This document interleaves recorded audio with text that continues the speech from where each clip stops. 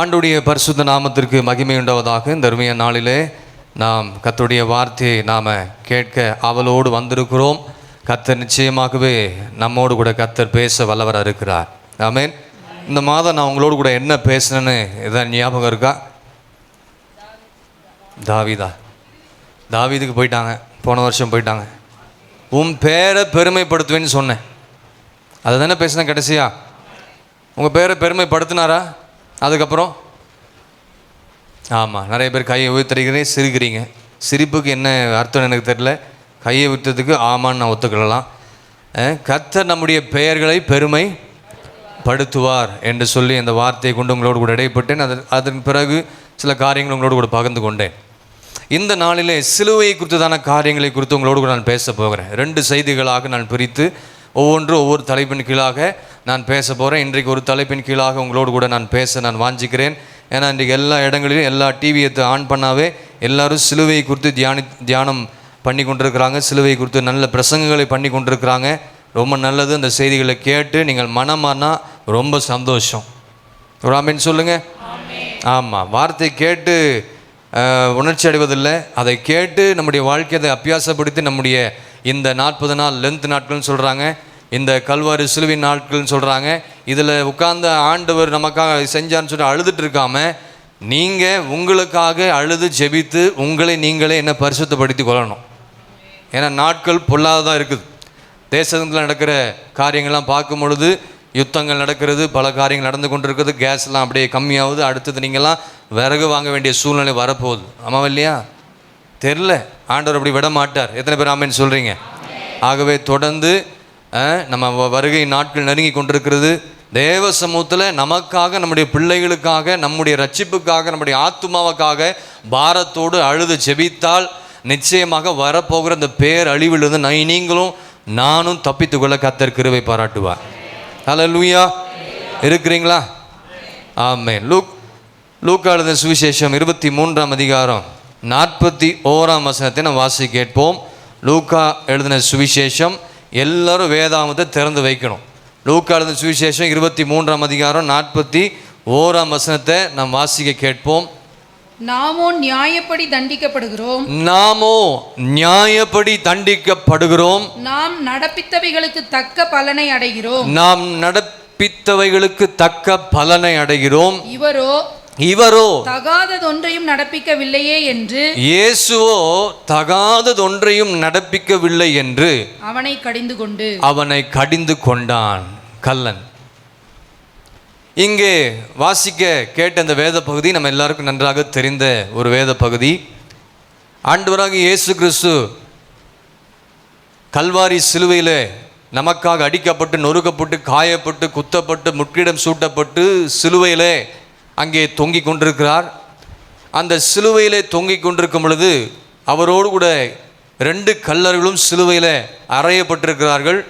ஒருவன் நல்ல கள்ளன், ஒருவன் கெட்ட கள்ளன். கள்ளனாலே கள்ளன்தான், திருடனாலே திருடன் தான். ஆனால் ஒருத்தன் நல்ல கள்ளன், இன்னொருத்தன் கெட்ட கள்ளன். 2 பேரும் சிலுவையிலே தொங்கிக் கொண்டிருக்கும் பொழுது ஒரு கள்ளன் ஆண்டவரை தூஷிக்கிறான். தகாத வார்த்தைகளை பேசி அவரை தூஷிக்கிறதை குறித்து நம்ம இங்கே பார்க்கிறோம். இந்த வேதாகம இந்த லூக்கா எழுதின சுவிசேஷம் 23ஆம் அதிகாரம் 43ஆம் வசனத்தை நான் வாசித்தோமே. நாமோ நியாயப்படி தண்டிக்கப்படுகிறோம். நல்ல கள்ளன் இருக்கிறதுல 2 கள்ளன், ஒருத்தன் கெட்டவன், ஒருத்தன் நல்லவன். நல்லவன் என்ன சொல்றான்னா, நாமோ நியாயப்படி தண்டிக்கப்படுகிறோம், நாம் நடப்பித்தவைகளுக்கு தக்க பலனை நாம் அடைந்து கொண்டிருக்கிறோம். இவரோ ஆண்டவராக இயேசு கிறிஸ்துவோ தகாதது ஒன்றையும் நடப்பிக்கவில்லையே என்று இன்னொரு கள்ளனை கடிந்து கொள்கிறதை நம்ம இங்கே பார்க்கிறோம். அல்லேலூயா. இந்த செய்தியினுடைய தலைப்பு என்னவென்று சொன்னால், நாமோ நியாயப்படி தண்டிக்கப்படுகிறோம். We receive the due reward of our deeds. ஆங்கிலத்தில் நாமோ நியாயப்படி தண்டிக்கப்படுகிறோம். We receive the due reward of our deeds. நாம் செய்த ஏற்ற காரியங்களுக்கு ஏற்றமான தண்டனைகளை நாம் என்ன செய்து கொண்டிருக்கிறோம்? அனுபவித்து கொண்டிருக்கிறோம். சிலுவை குறித்து இந்த நாளிலே நாம் தியானிக்க ஆண்டவர் நமக்கு உதவி செய்ய வல்லவராக இருக்கிறார். ஆமென். அதில் குறிப்பாக இந்த சிலுவையில் அறையப்பட்ட 2 கல்லர்கள், அதில் ஒரு கல்லனுடைய மனம் திரும்புதலையும் ரட்சிப்பை குறித்து தான் இன்றைக்கு நான் உங்களோடு கூட பேச விரும்புகிறேன். ஒரு ஆமேன் சொல்லுங்க. இந்த வேத பகுதியில் அதை குறித்து தான் நாம் பார்க்கிறோம். இப்போ நம்ம எல்லாரும் சேர்ந்து 4 வசனங்கள் நம்ம சேர்ந்து நம்ம வாசிக்க போகிறோம். 39ஆம் வசனத்திலிருந்து 43 வசனங்கள் வரை நம்ம எல்லாரும் சேர்ந்து வாசிக்க போகிறோம். ஆமேன். வாசிக்கலாங்களா?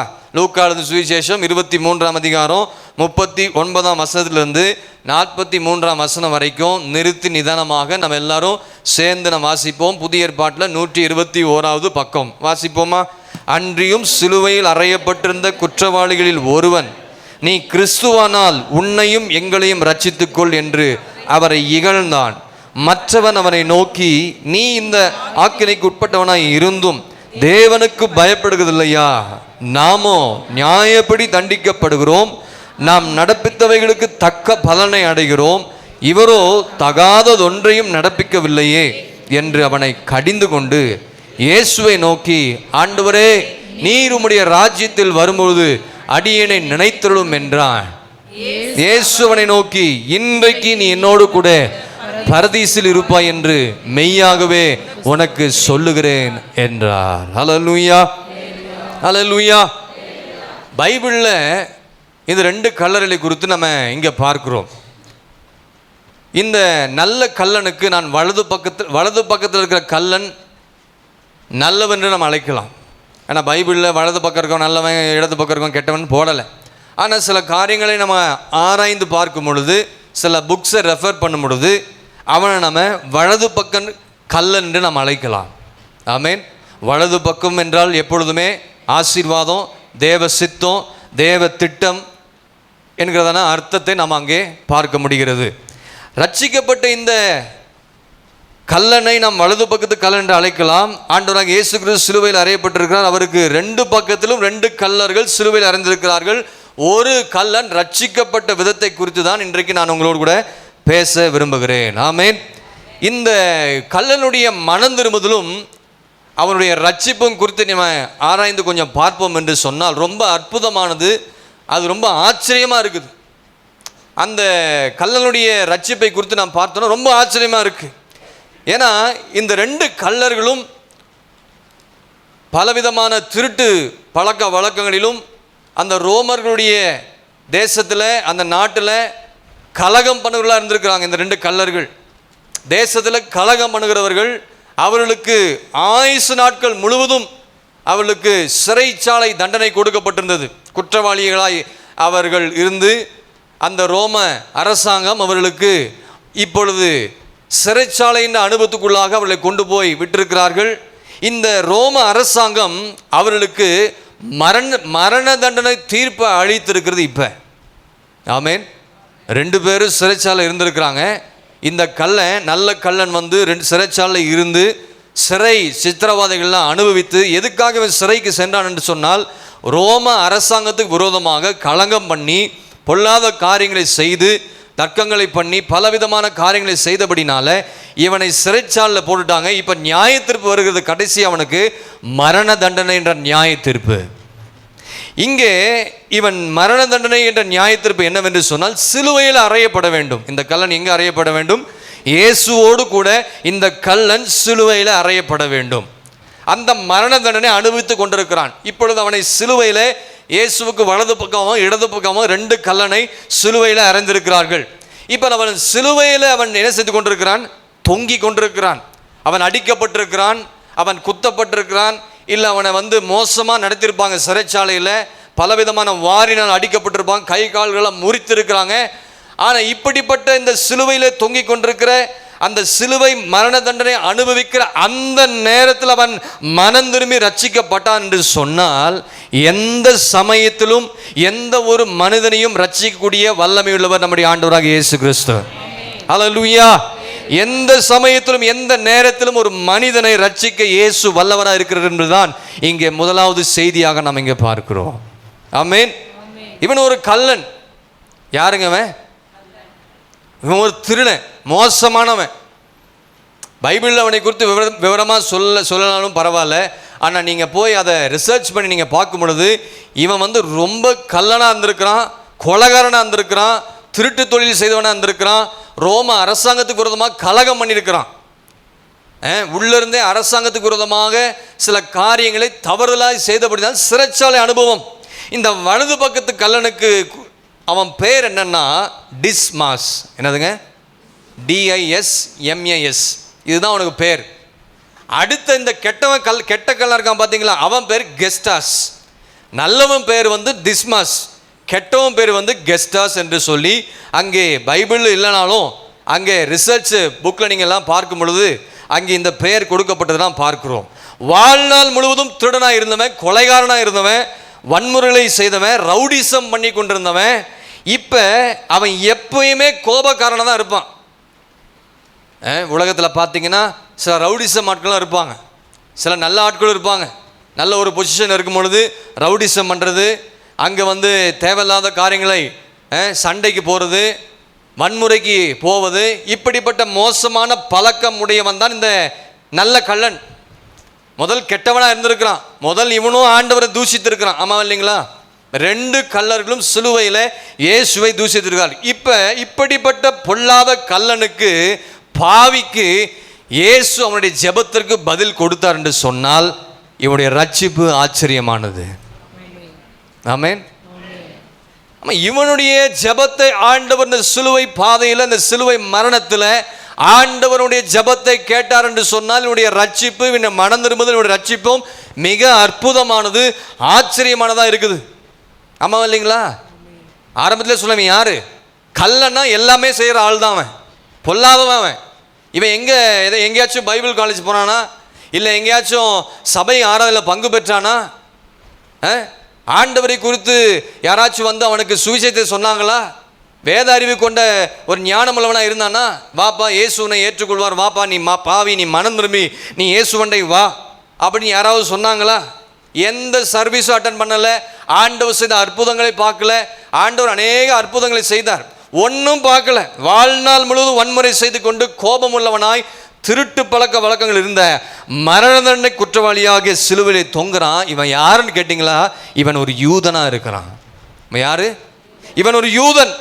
ஆனால் அந்த இடத்துல அவன் ரட்சிக்கப்பட்டான்னா, இயேசு அவனுடைய ஜெபத்திற்கு பதில் கொடுத்தான்னா இவனுடைய ரட்சிப்பு ஆச்சரியமானது. ஆமாவா இல்லைங்களா? ஆமாங்க, வசனம் தெரியாது அவனுக்கு, சர்ச்சுக்கு போனதில்லை, பாஸ்டர் யாருன்னு அவனுக்கு தெரியாது, எந்த கூட்டங்களும் அவன் பங்கு பெறல. அப்படிப்பட்டவனை அந்த கல்வாரி காட்சி, கல்வாரியிலே இயேசு சிலுவையில் விழாவினால் குத்தப்பட்டு இதெல்லாம் பார்க்குறான். அந்த கல்வாரி மலையில் இதெல்லாம் பார்க்கறனால அந்த காட்சியை அவனை அசைத்து விட்டது. அவனுடைய இருதயத்தை என்ன செஞ்சிச்சு? உடைத்து விட்டது. கடைசி ஆண்டவர் சொல்றார், என்ன சொன்னார்? இன்றைக்கு நீ என்னோடு கூட பரதீசில் இருப்பாய். இவ்வளோ பெரிய பாக்கியம் பாருங்க. தனக்கு கிடைத்த கொஞ்ச நேரத்தை கூட வீணடிக்கல.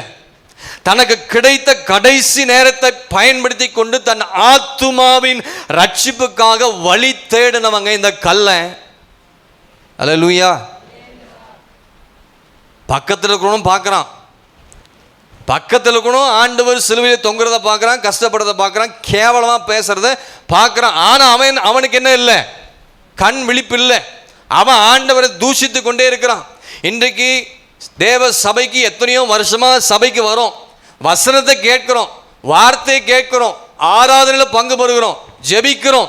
என்ன அந்நிய பாஷை, என்ன துதித்து கத்தரை பாடி உபவாசம் பண்ணி கண்ணீர் சிந்தி ஆண்டவர் சமூகத்தை முழங்கால் படிட்டு ஜெபிக்கிறோம், ஆராதனையில் பங்கு பெறுகிறோம், கிறிஸ்துவ குடும்பத்தில் பிறந்து வளர்ந்துருக்கிறோம். என் பாட்டை என் முப்பாட்டம் காலத்தில் நாங்கள் எல்லாம் எங்கள் குடும்பம் முழுவதும் கிறிஸ்துவன் சொல்கிற இந்த பாரம்பரிய கிறிஸ்தவர்கள் சொல்லி பெருமை பாராட்டுமே தவிர ரட்சிப்பு சரியில்லையே சபைக்கு வந்து. இவன் வார்த்தை ஒரு நாளும் கேட்டது இல்லைங்க, வசனம் கேட்டது இல்லைங்க, அவன் சுத்திகரிப்பு ஜெபத்தில் உட்கார்ந்ததில்லை, எதுவுமே அவனுக்கு தெரியாது. ஆனால் அந்த கல்லன் மனம் திரும்பி ரட்சிக்கப்பட்டு இயேசுவோடு கூட பரதீசில் போய் இருக்கிறான். அல்லேலூயா. சிந்திக்க வேண்டிய ஒரு காரியம். இன்னைக்கு நம்முடைய வாழ்க்கையில் ரட்சிப்பு சரியில்லை, சுபாவம் மாறல, குணங்கள் மாறல, சத்தியத்தை தெரிந்தும் சத்தியத்தின்படி வாழாம இன்னைக்கு விசுவாசிகள் ரொம்ப மோசமான நிலைமையில போய் கொண்டிருக்கிறாங்க. இன்னைக்கு வெளியே இருக்கிறவங்க நல்லா இருக்கிறாங்க, ஆனால் ஆவிக்குரிய தேவ பிள்ளைகள் கிறிஸ்துவர்கள் என்று சொல்றவங்க தான் ரொம்ப மோசமாக இருக்கிறாங்கன்னு சொல்றாங்க.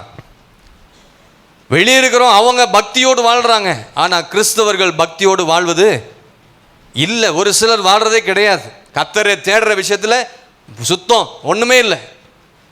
ஆனால் இந்த அந்த கடைசி நேரத்தை பயன்படுத்தி கொண்டு ரட்சிப்பை பெற்று கொண்டானுங்க. ரட்சிக்கப்பட்டுன்னு சொல்கிறீங்களே, என்ன ரட்சிக்கப்பட்டீங்க? எப்படி ரட்சிக்கப்பட்டீங்க? ரட்சிக்கப்பட்டோன்னு சொல்லி சபையில் வந்து வெள்ளை ட்ரெஸ்ஸையும் போட்டு வந்து பைபிளில் உட்காந்து நீங்கள் உட்காரலாம். ஆனால் ரட்சிப்புனா எல்லாமே சரியாக மாறி இருக்கணும். இவன் வாழ்க்கை கடைசி நேரத்தில் அவனுடைய ஆத்துமாவை குறித்து அவனுக்கு ஒரு பாரம் வந்துருச்சு. இனி இந்த சரீரத்தை யாரும் காப்பாற்ற முடியாது, ஆனால் ஆத்துமா நரகத்துக்கு போயிருமே என்ற ஒரு பாரமும் கவலையும் அவனுடைய இருதயத்தில் குத்தி கொண்டிருந்தபடினால அந்த கல்வாரி காட்சியை இயேசு அவனுக்காக கல்வாரி சிலுவையில் சிந்தின ரத்தத்தை பார்த்து அதை பார்த்தவனுடைய அவனுடைய இருதயம் உடைந்து விட்டது. அல்லேலூயா, அல்லேலூயா.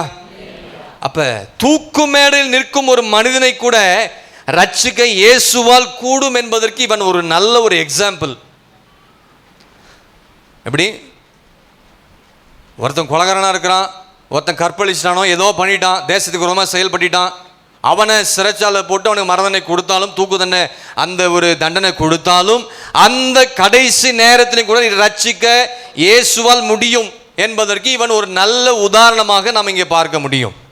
மரணத்தின் இறுதி நாட்களுங்க, இறுதி நேரம். இன்னும் கொஞ்ச நேரத்தில் அவன் சாக போகிறான், இன்னும் கொஞ்ச நேரத்தில் அவன் சாக போகிறான். ஆனாலும் இயேசு அவனை ரட்சித்தார். வாயத்திலிருந்து ஆண்டவரோடு கூட பேசினான். எங்கே போனாலும் நான் என்ன வார்த்தை பேசுகிறேனோ அதே வார்த்தை தான் பாடலும் வரும், தீர்க்கதரிசனம் வரும். ஒரு ஆமென் சொல்லுங்க. இன்னைக்கு தீர்க்கதரிசனம் கேட்டீங்க இல்லையா? அதை குறித்து நான் பேச போகிறேன் பின்னாடி. கடந்த நாட்களில் பெங்களூர் போயிருந்தேன். என்ன மெசேஜ் டாபிக் எடுத்துகிட்டு போனோம்னா அதே பாட்டு தான் ஃபஸ்ட்டு பாட்டு பாடுறாங்க. ரொம்ப சந்தோஷம், ரொம்ப சந்தோஷமாக இருந்தேன். 2 சர்வீஸில் 2 பிரசங்கம், ரொம்ப சந்தோஷமாக இருந்தது. அப்போ இங்கே வந்து உட்கார்ந்து ஆராதனை வேலை பார்த்து ஆண்டவரே இந்த வார்த்தை நீங்கள் தான் கொடுத்துருக்குறீங்கன்னு ஆண்டவருக்கு நன்றி செலுத்திட்டு இருந்தேன். அல்லேலூயா. என் கூட கர்த்தர் இருக்கிறாரு, என் கூட மற்றவங்க யார் இல்லைன்னா அதை பற்றி நான் கவலைப்படுறேன். என் கூட கர்த்தர் இருக்கிறார், அது போதும். எப்பவுமே அதான் சொல்லுவேன், பணம் அது முக்கியம் இல்லை, நண்பர்கள் முக்கியம் இல்லை, இயேசுவும் கூட இருக்கிறாரா. இன்னைக்கு வருவான், நாளைக்கு போயினே இருப்பான். ஆனால் இயேசு அப்படி இல்லை, எல்லா சூழ்நிலையும் நம்மோடு கூட இருப்பார். அப்போ எந்த ஒரு மனிதனையும் நரகத்தின் பிடியிலிருந்து அந்த கடைசி நேரத்தில் இழுத்து கொள்ள இயேசுவுக்கு வல்லமை உண்டு. இவெல்லாம் ரட்சிக்கப்பட மாட்டான் பாஸ்டர் அப்படின்னு விசுவாசி சொல்லுவாங்க, ஊழியக்காரனும் சொல்லுவாங்க, குடும்பத்தில் இருக்கவும் சொல்லுவான், இவெல்லாம் ரட்சிக்கப்பட மாட்டான். அப்படி நீ சொல்லவே கூடாது. அவங்க எப்போ வேணால் ரட்சிப்பார் ஆண்டவர், உங்களுக்கு தெரியாது. இவங்களாம் ரட்சிப்புக்குள்ளே கொண்டு ரொம்ப கஷ்டம் சிஸ்டர். அது நீங்கள் எப்படி சொல்கிறீங்க, நீ அதுக்கிட்ட பிரயாசம் எடுக்கல. ஆனால் கர்த்தர் என்ன பண்ணுவார், மரண தருவாயில் கூட அவனை கடைசி நேரத்தில் கூட கர்த்தர் அவனை ரட்சிக்க வல்லவராக இருக்கிறார். அல்லேலூயா. அப்படிதான் இயேசு இன்றைக்கும் உங்களை அழைக்கிறார். சரியான ரட்சிப்பு இல்லை, இன்றைக்கு கர்த்தர் உங்களை அழைக்கிறார். அவன் வாயை திறந்து ஆண்டவரோடு கூட பேசுகிறான், சிலுவையில் அறையப்பட்டிருக்கிறான். வாயை திறந்து கர்த்தரோடு கூட பேசும் பொழுது இயேசு அவனை அழைத்திருப்பார் என்று நான் விசுவாசிக்கிறேன். அதுதான் ஆராதனையில் வாயை திறந்து கர்த்தரை பாடுங்க, கர்த்தரை துதிங்க, ஆராதிங்க என்று சொன்னால் யாருமே என்ன செய்யறதில்ல. ஒரு சிலர்லாம் வாயே திறக்கிறதில்ல, ஒரு சிலர்லாம் கையை கட்டி நின்றுக்கிறாங்க, ஒரு சிலர்லாம் ஏதோ ஒன்று உட்காந்து யோசித்து பார்த்து கொண்டு இருக்கிறாங்க. என்ன எதுக்கு வராங்கன்னே தெரில. இந்த வாரம் முழுவதும் எதுக்குங்க ஞாயிற்றுக்கிழமை ஆராதனைக்கு வரணும், நான் எதுக்கு சர்ச்சுக்கு வரணும், எதுக்கு நான் சர்ச்சுக்கு வரணும்? வாரம் முழுவதும் எத்தனையோ ஆக்சிடென்ட் இருக்குது, நடந்துட்டு இருக்குது. ஆனால் கர்த்தர் உங்களை ஜீவனோடு பாதுகாத்தார். எத்தனையோ பேர் வியாதிப்பட்டு ஹாஸ்பிட்டலில் மறிச்சிட்டு இருக்கிறான், எத்தனையோ பேர் ட்ரிப்ஸை ஏற்றிட்டு உட்காந்துருக்குறாங்க. ஆனால் உங்களை அப்படிப்பட்ட சூழ்நிலை உங்களை தப்பு வைத்து நல்ல சுகம் பலன் ஆரோக்கியம் தந்து கிருபையாக ஆண்டவர் வைத்திருக்க இந்த நாளில் ஆராதனையில் தேவ பயபக்தியோடு தேவ சமூகத்தில் உட்கார்ந்து கர்த்தரை ஆராதிக்கணும். அதுதான் ஒரு அர்த்தமுள்ள ஆராதனை. வரது லேட்டு, 10 மணி 10:30 வருது. எதுக்கு வரீங்க சபைக்கு? எப்போ மற்ற நேரத்தில் ஓடுறோமே நம்ம.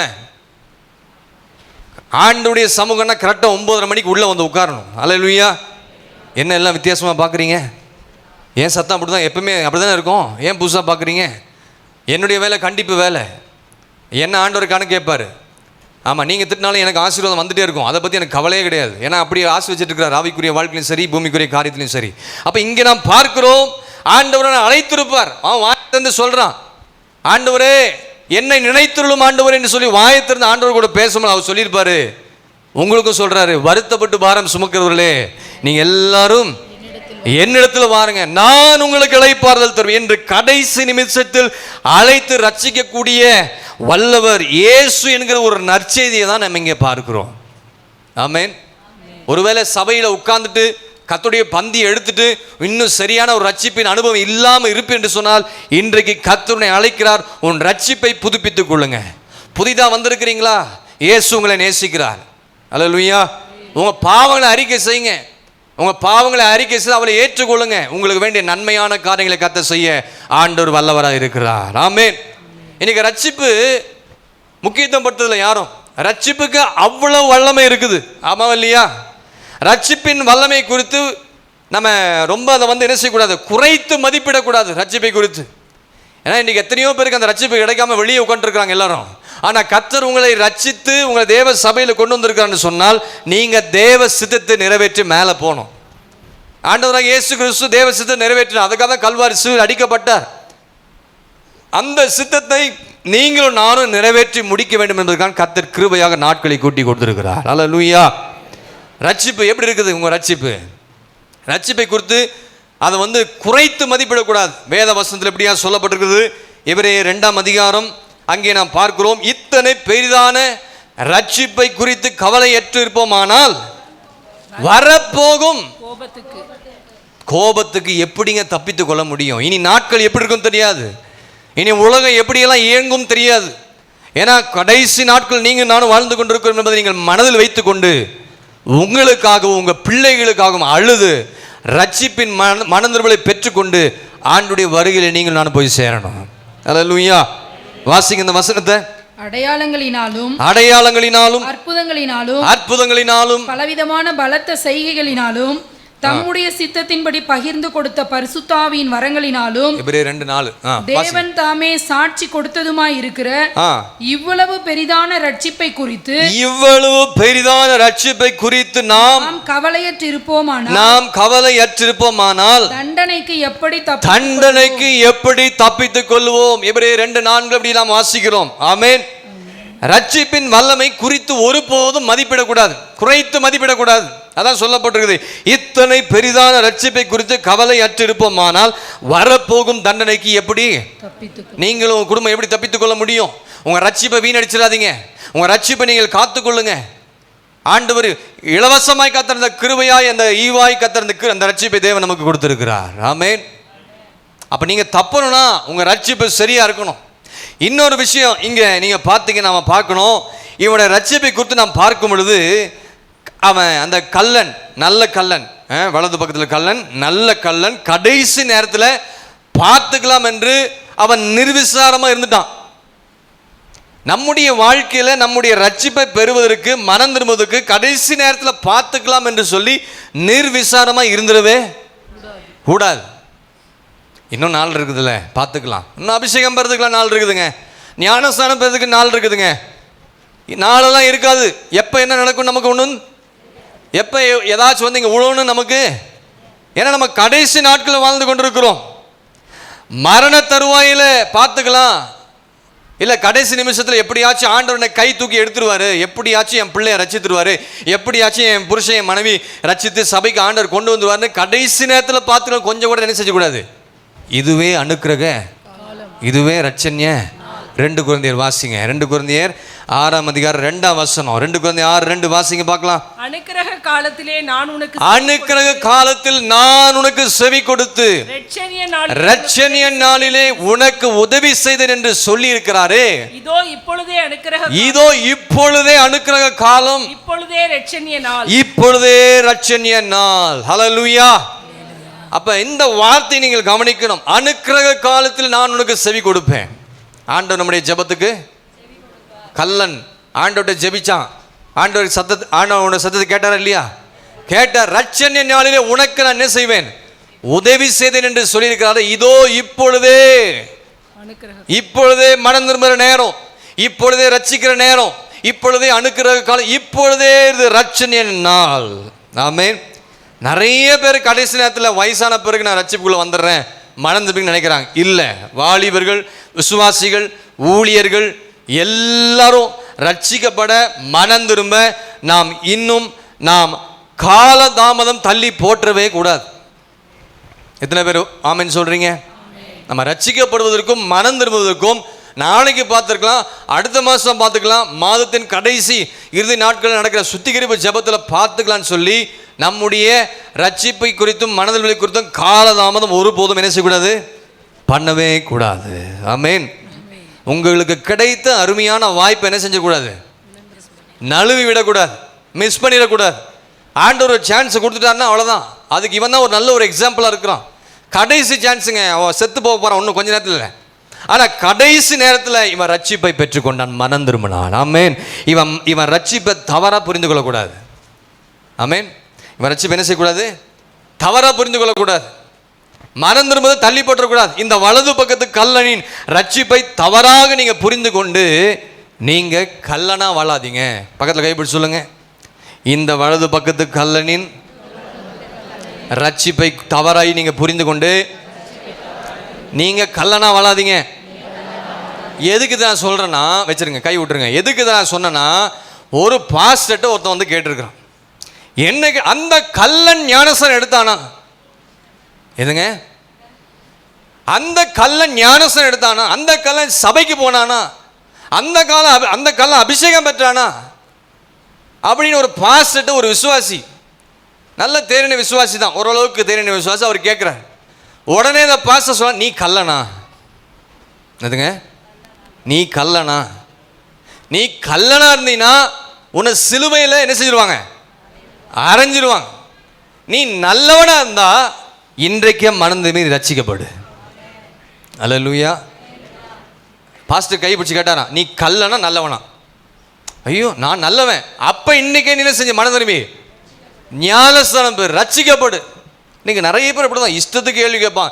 அந்த கல்லன் ஞானஸ்நானம் எடுக்கல, அவன் அபிஷேகம் பெறலை, வசனத்துக்கும் கீழ்ப்படியில் வசனத்தின்படி வாழலை, ஆனால் அவன் எங்கே போயிட்டான்? அதனால தான் இந்த சத்தியத்தை நீங்கள் தவறுதலாக நீங்கள் என்ன செய்யக்கூடாது, புரிந்து கொள்ளக்கூடாது. நம்ம இஷ்டத்துக்கு வாழ்ந்துட்டு கடைசியாக போய் ஆண்டுட்டு போய் நின்று சாகும்பொழுது கொஞ்ச நேரத்தில் போகும்போது, ஆண்டவரே நான் ரட்சிக்கப்பா. நீங்கள் நல்ல சபையில் வாழ்கிறீங்க, சபையில் இருக்கிற ஆகாரத்தை பூசிக்கிறீங்க, ஆவிக்குரிய ஆகாரத்தை பூசிக்கிறீங்களோ இல்லையோ, வெளிப்புறமாகத்தை நல்லா பூசி நல்லா சாப்பிட்டு கொழுமையாக இருக்கிறீங்க, நல்லது இருங்க. ஆவிக்குரிய வாழ்க்கையில் நீங்கள் எப்படி இருக்கணுமா, நல்ல கொழுகொழுன்னு இருக்கணும். அப்படி தான் கர்த்தர் இந்த சபையில் வச்சிருக்கிறாரு. அதனால் நீங்கள் கடைசி நேரத்தில் மனம் திரும்பலான்னா ஆண்டவங்க ஜெபத்தை கேட்கவே மாட்டார். ஆமென். ஏன்னா அவனுக்கு தெரியாது இயேசு யாருன்னு தெரியாது. ஆனால் கடைசி நேரத்தில் அவன் காரியத்தில் ஒத்துக்கொண்டு ஜெபித்தான், அவனுக்கு கர்த்தர் ரட்சிப்பை கர்த்தர் கொடுத்தார். அல்லேலூயா, அல்லேலூயா. ஆகவே இன்றைக்கே இது என்ன நாளுங்க, ரட்சணிய நாள். இப்பொழுதே அனுக்கிரக காலம். ஆகவே மனம் திரும்புவதற்கு, சுத்திகரித்துக் கொள்வதற்கு, பரிசுத்தமாக்கி கொள்வதற்கு காலத்தை என்ன செஞ்சிடாதீங்க, தள்ளி போட்டுறாதீங்க. ஆமென். அப்போ இன்றைக்கு நாளில் கர்த்தர் நம்மோடு கூட பேசின வார்த்தைகள், இந்த கல்லன் எப்படி ரட்சிக்கப்பட்டான், எப்படி மனம் திரும்பினான், அதான் ரொம்ப முக்கியம் நம்முடைய வாழ்க்கையில். சுருக்கமாக தான் நான் பேச போகிறேன்.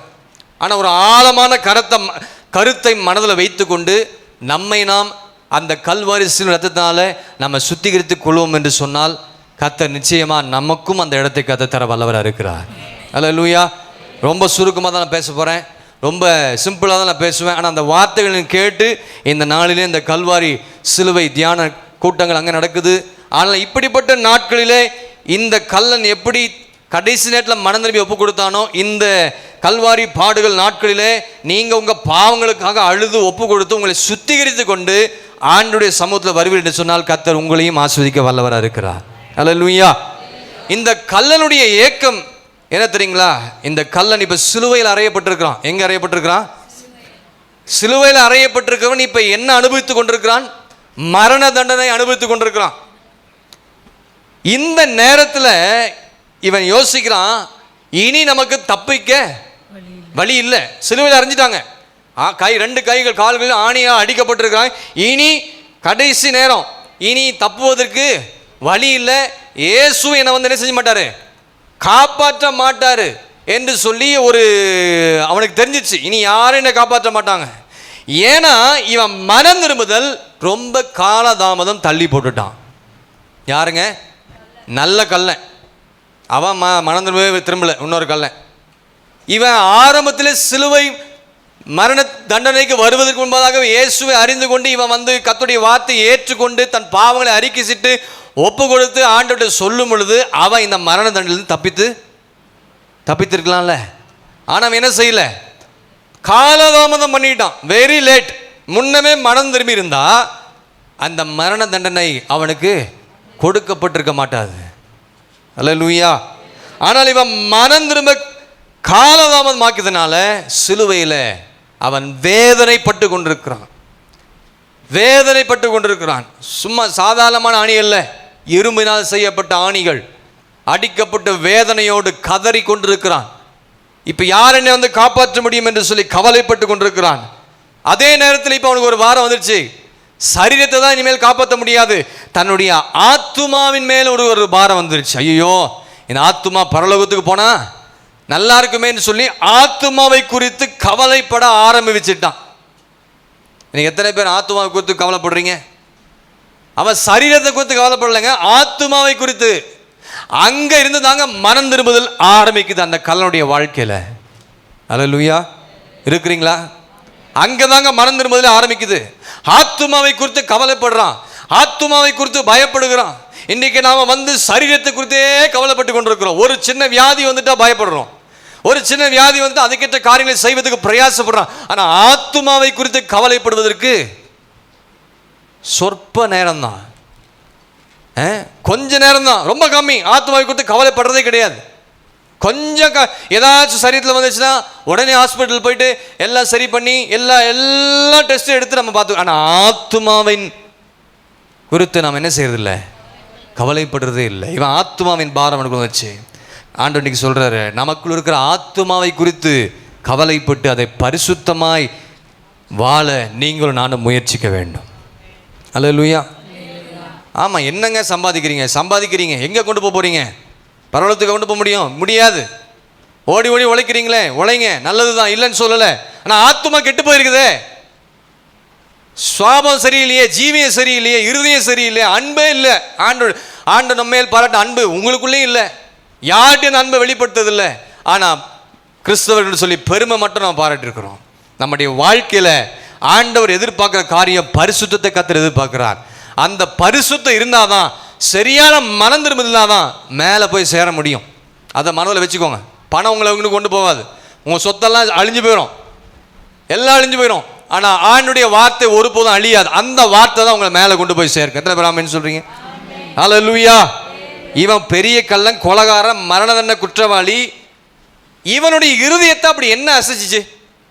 எதுக்கு இவன் ரட்சிக்கப்பட்டான் யோசித்து பார்த்துருக்கீங்களா? எதுக்கு இவன் ஜெபிச்சான்? எதுக்கு ஆண்டவர்கிட்ட ஜெபிக்க? இவனும் 2 பேரும் சேர்ந்து கல்லனை ஆண்டவரை தூஷித்து இவங்க ஜீவனை விட வேண்டியதானே? எதுக்குங்க இவன் ஆண்டவர்கிட்ட போய் ரட்சிப்பை கேட்டான், மனதுல கேட்டான்? என்னைக்காச்சும் யோசித்து இருக்கிறீங்களா யாராச்சும்? அப்படி என்ன இருதயத்தை அசைஞ்சு? நல்லா இருக்கும்போது ரட்சிக்கப்பட மாட்டேன்றோம். பக்கத்தில் கைப்பிடி சொல்லுங்க. நல்லா இருக்கும்போது ரட்சிக்கப்பட மாட்டேன்றோம், நல்லா இருக்கும்போதே கர்த்தரை தேட மாட்டேன்றோம். ஆனால் வியாதி வந்துட்டா என்ன ஜெபம் அப்பா, முழங்கால் நின்று அந்நிய பாஷை வருது பாருங்க அப்பா.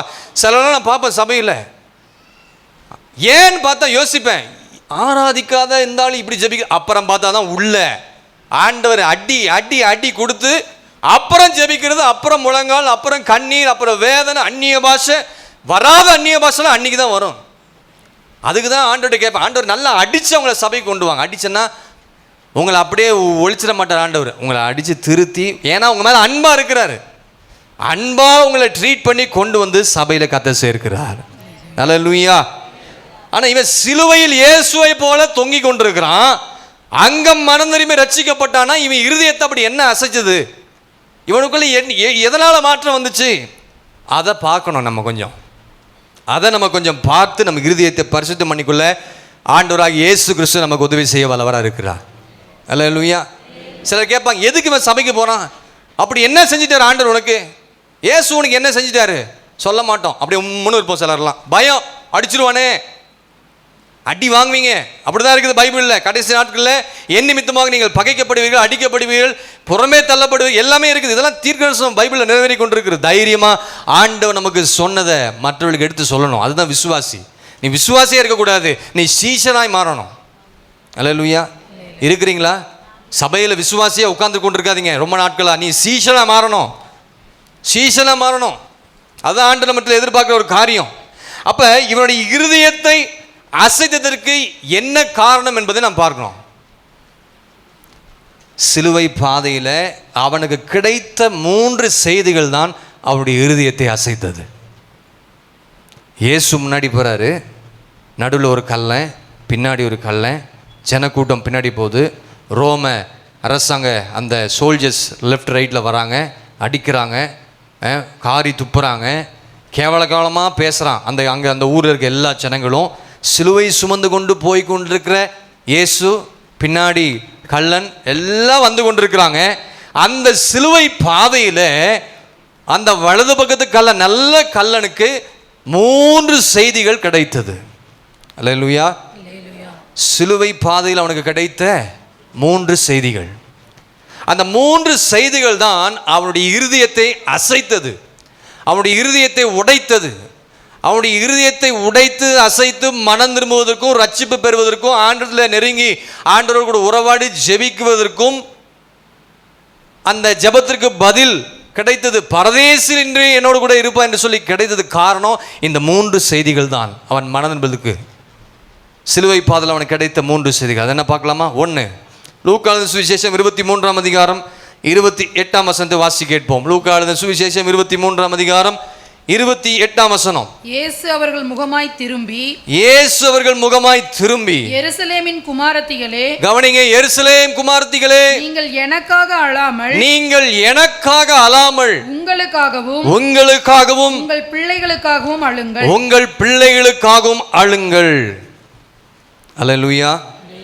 சிலுவை பாதையில அந்த நல்ல கல்லனுக்கு கிடைத்த முதல் செய்தி என்னவென்று சொன்னால், எருசலேம் குமாரத்திகளே, உங்களுக்காக என்ன சொல்லப்பட்டிருக்குது? உங்களுக்காகவும் உங்கள் பிள்ளைகளுக்காகவும் அழுங்கள் என்ற ஒரு சத்தம் இவனுடைய காதுகளிலே தொனித்து கொண்டிருக்கிறது. சிலுவை பாதையிலே நாம் பார்ப்போம் என்று சொன்னால், நீங்கள் டிவியில் பார்த்தீங்கன்னா, பேஷன் ஆஃப் த கிரைஸ்ட் பார்த்தா சரி, இயேசுவின் வாழ்க்கை வரல பார்க்கும் பொழுது சிலுவை பாதையில் 2 பக்கமும் அழுது புலம்புகிற ஸ்திரீகளை நாம் பார்க்கிறோம். 2 பக்கமும் யார் வரா? அழுது புலம்பி வருகிற ஸ்திரீகளை குறித்து பார்க்கிறோம். அவர்களை பார்த்து ஆண்டவராகிய இயேசு கிறிஸ்து சொன்ன வார்த்தையை தான் நம்ம இங்கே வாசிக்க கேட்டோம். அல்லேலூயா. நான் கொஞ்சம் யோசித்து பார்த்தேன், ஏன் இந்த பிரதர்ஸை பார்த்து ஆண்டவர் சொல்லலன்னு யோசித்தேன். ஏன்னா ஒருத்தனும் கூட அத்தனை பேர் இருந்தாங்களே, ஊழியக்காரர்கள் கூட, பாஸ்டர் கூட அத்தனை பேர் இருந்தாங்க. இயேசு கூட 12 ஒருத்தன் போயிட்டான், 11 பேர் இருக்கிறாங்க, அத்தனை பேர் இருந்தாங்களே, கூட இருக்கவங்களாம் இருந்தாங்களே, ஒருத்தனையும் காணமேன்னு யோசித்தேன். நான் உட்காந்து யோசித்து என்ன இல்லை வேற எங்கேயா உட்காந்துட்டு இருக்காங்களான்னு பைபிள்லாம் புரட்டி எங்கெல்லாம் ரிசர்ச்சில் ஒருத்தனும் இல்லை. இயேசு ஸ்திரீகளிடம் மட்டும் பேசுறதுக்கு காரணம் என்ன தெரியுங்களா? முக்கிய காரணம்னா பெண்களின் துணிச்சல். ஆமென். பெண்களின் துணிச்சல். அந்த இயேசு அந்த நேரத்தில் இயேசுவின் சீடர்கள், அவரோடு கூட நிறைய ஜனங்கள் எல்லாரும் இருந்திருக்காங்க. ஆனால் எல்லாரும் என்ன பண்ணிட்டாங்க? பயந்து ஓடி போயிட்டான்.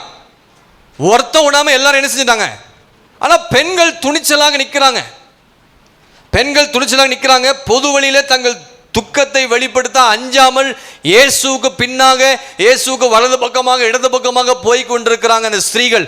ஆனால் அந்த பையன்மார்கள், அந்த ஆண்கள் ஒருத்தரும் பயந்து எல்லாம் ஓடி எல்லாரும் போய் ஒளிஞ்சிட்டு இருக்கிறாங்க. ஏன்னா நாமும் ஆண்டவரை ஃபாலோ பண்ண, நம்மளையும் சிலுவையில் அழிஞ்சிருவாங்களே, நம்மளையும் பிடிச்சி அடிச்சிருவாங்களே, பிடிச்சி ஜெயிலில் போட்டுருவான்னு சொல்லிட்டு இருக்கிற அத்தனை ஆண்களும் ஓடி போயிட்டாங்க.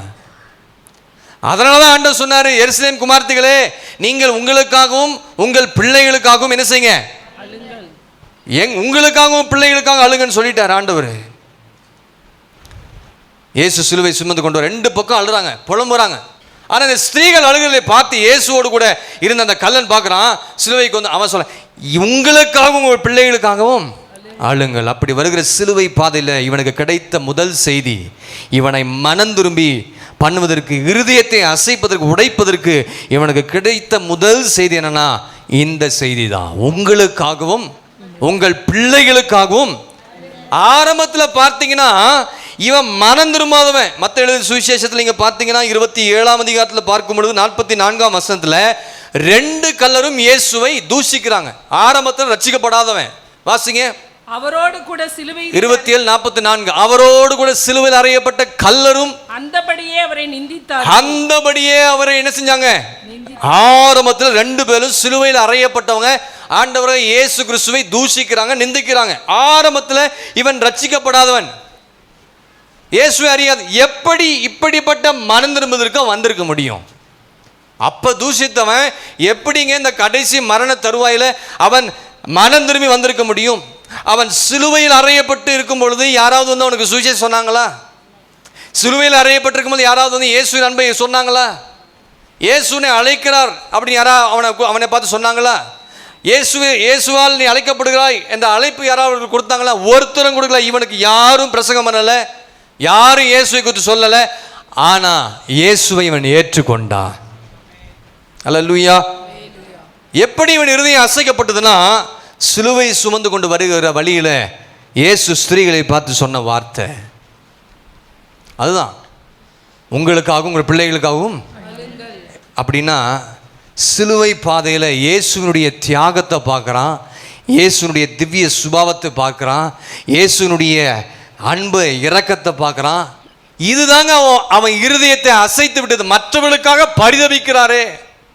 நான் என்ன நினைச்சேன்னா, ஸ்திரீகள் வந்து சொன்ன உடனே இந்த பயனெல்லாம் ஓடி போயிட்டாங்க, நீங்களாச்சும் வந்து எனக்கு ஆறுதல் படுத்துறீங்களே, நீங்களாச்சும் என்ன வந்து தேற்றுறீங்களேன்னு சொல்லியிருப்பாருன்னு பார்த்தா, ஆனால் ஆண்டவர் என்ன சொல்றாரு?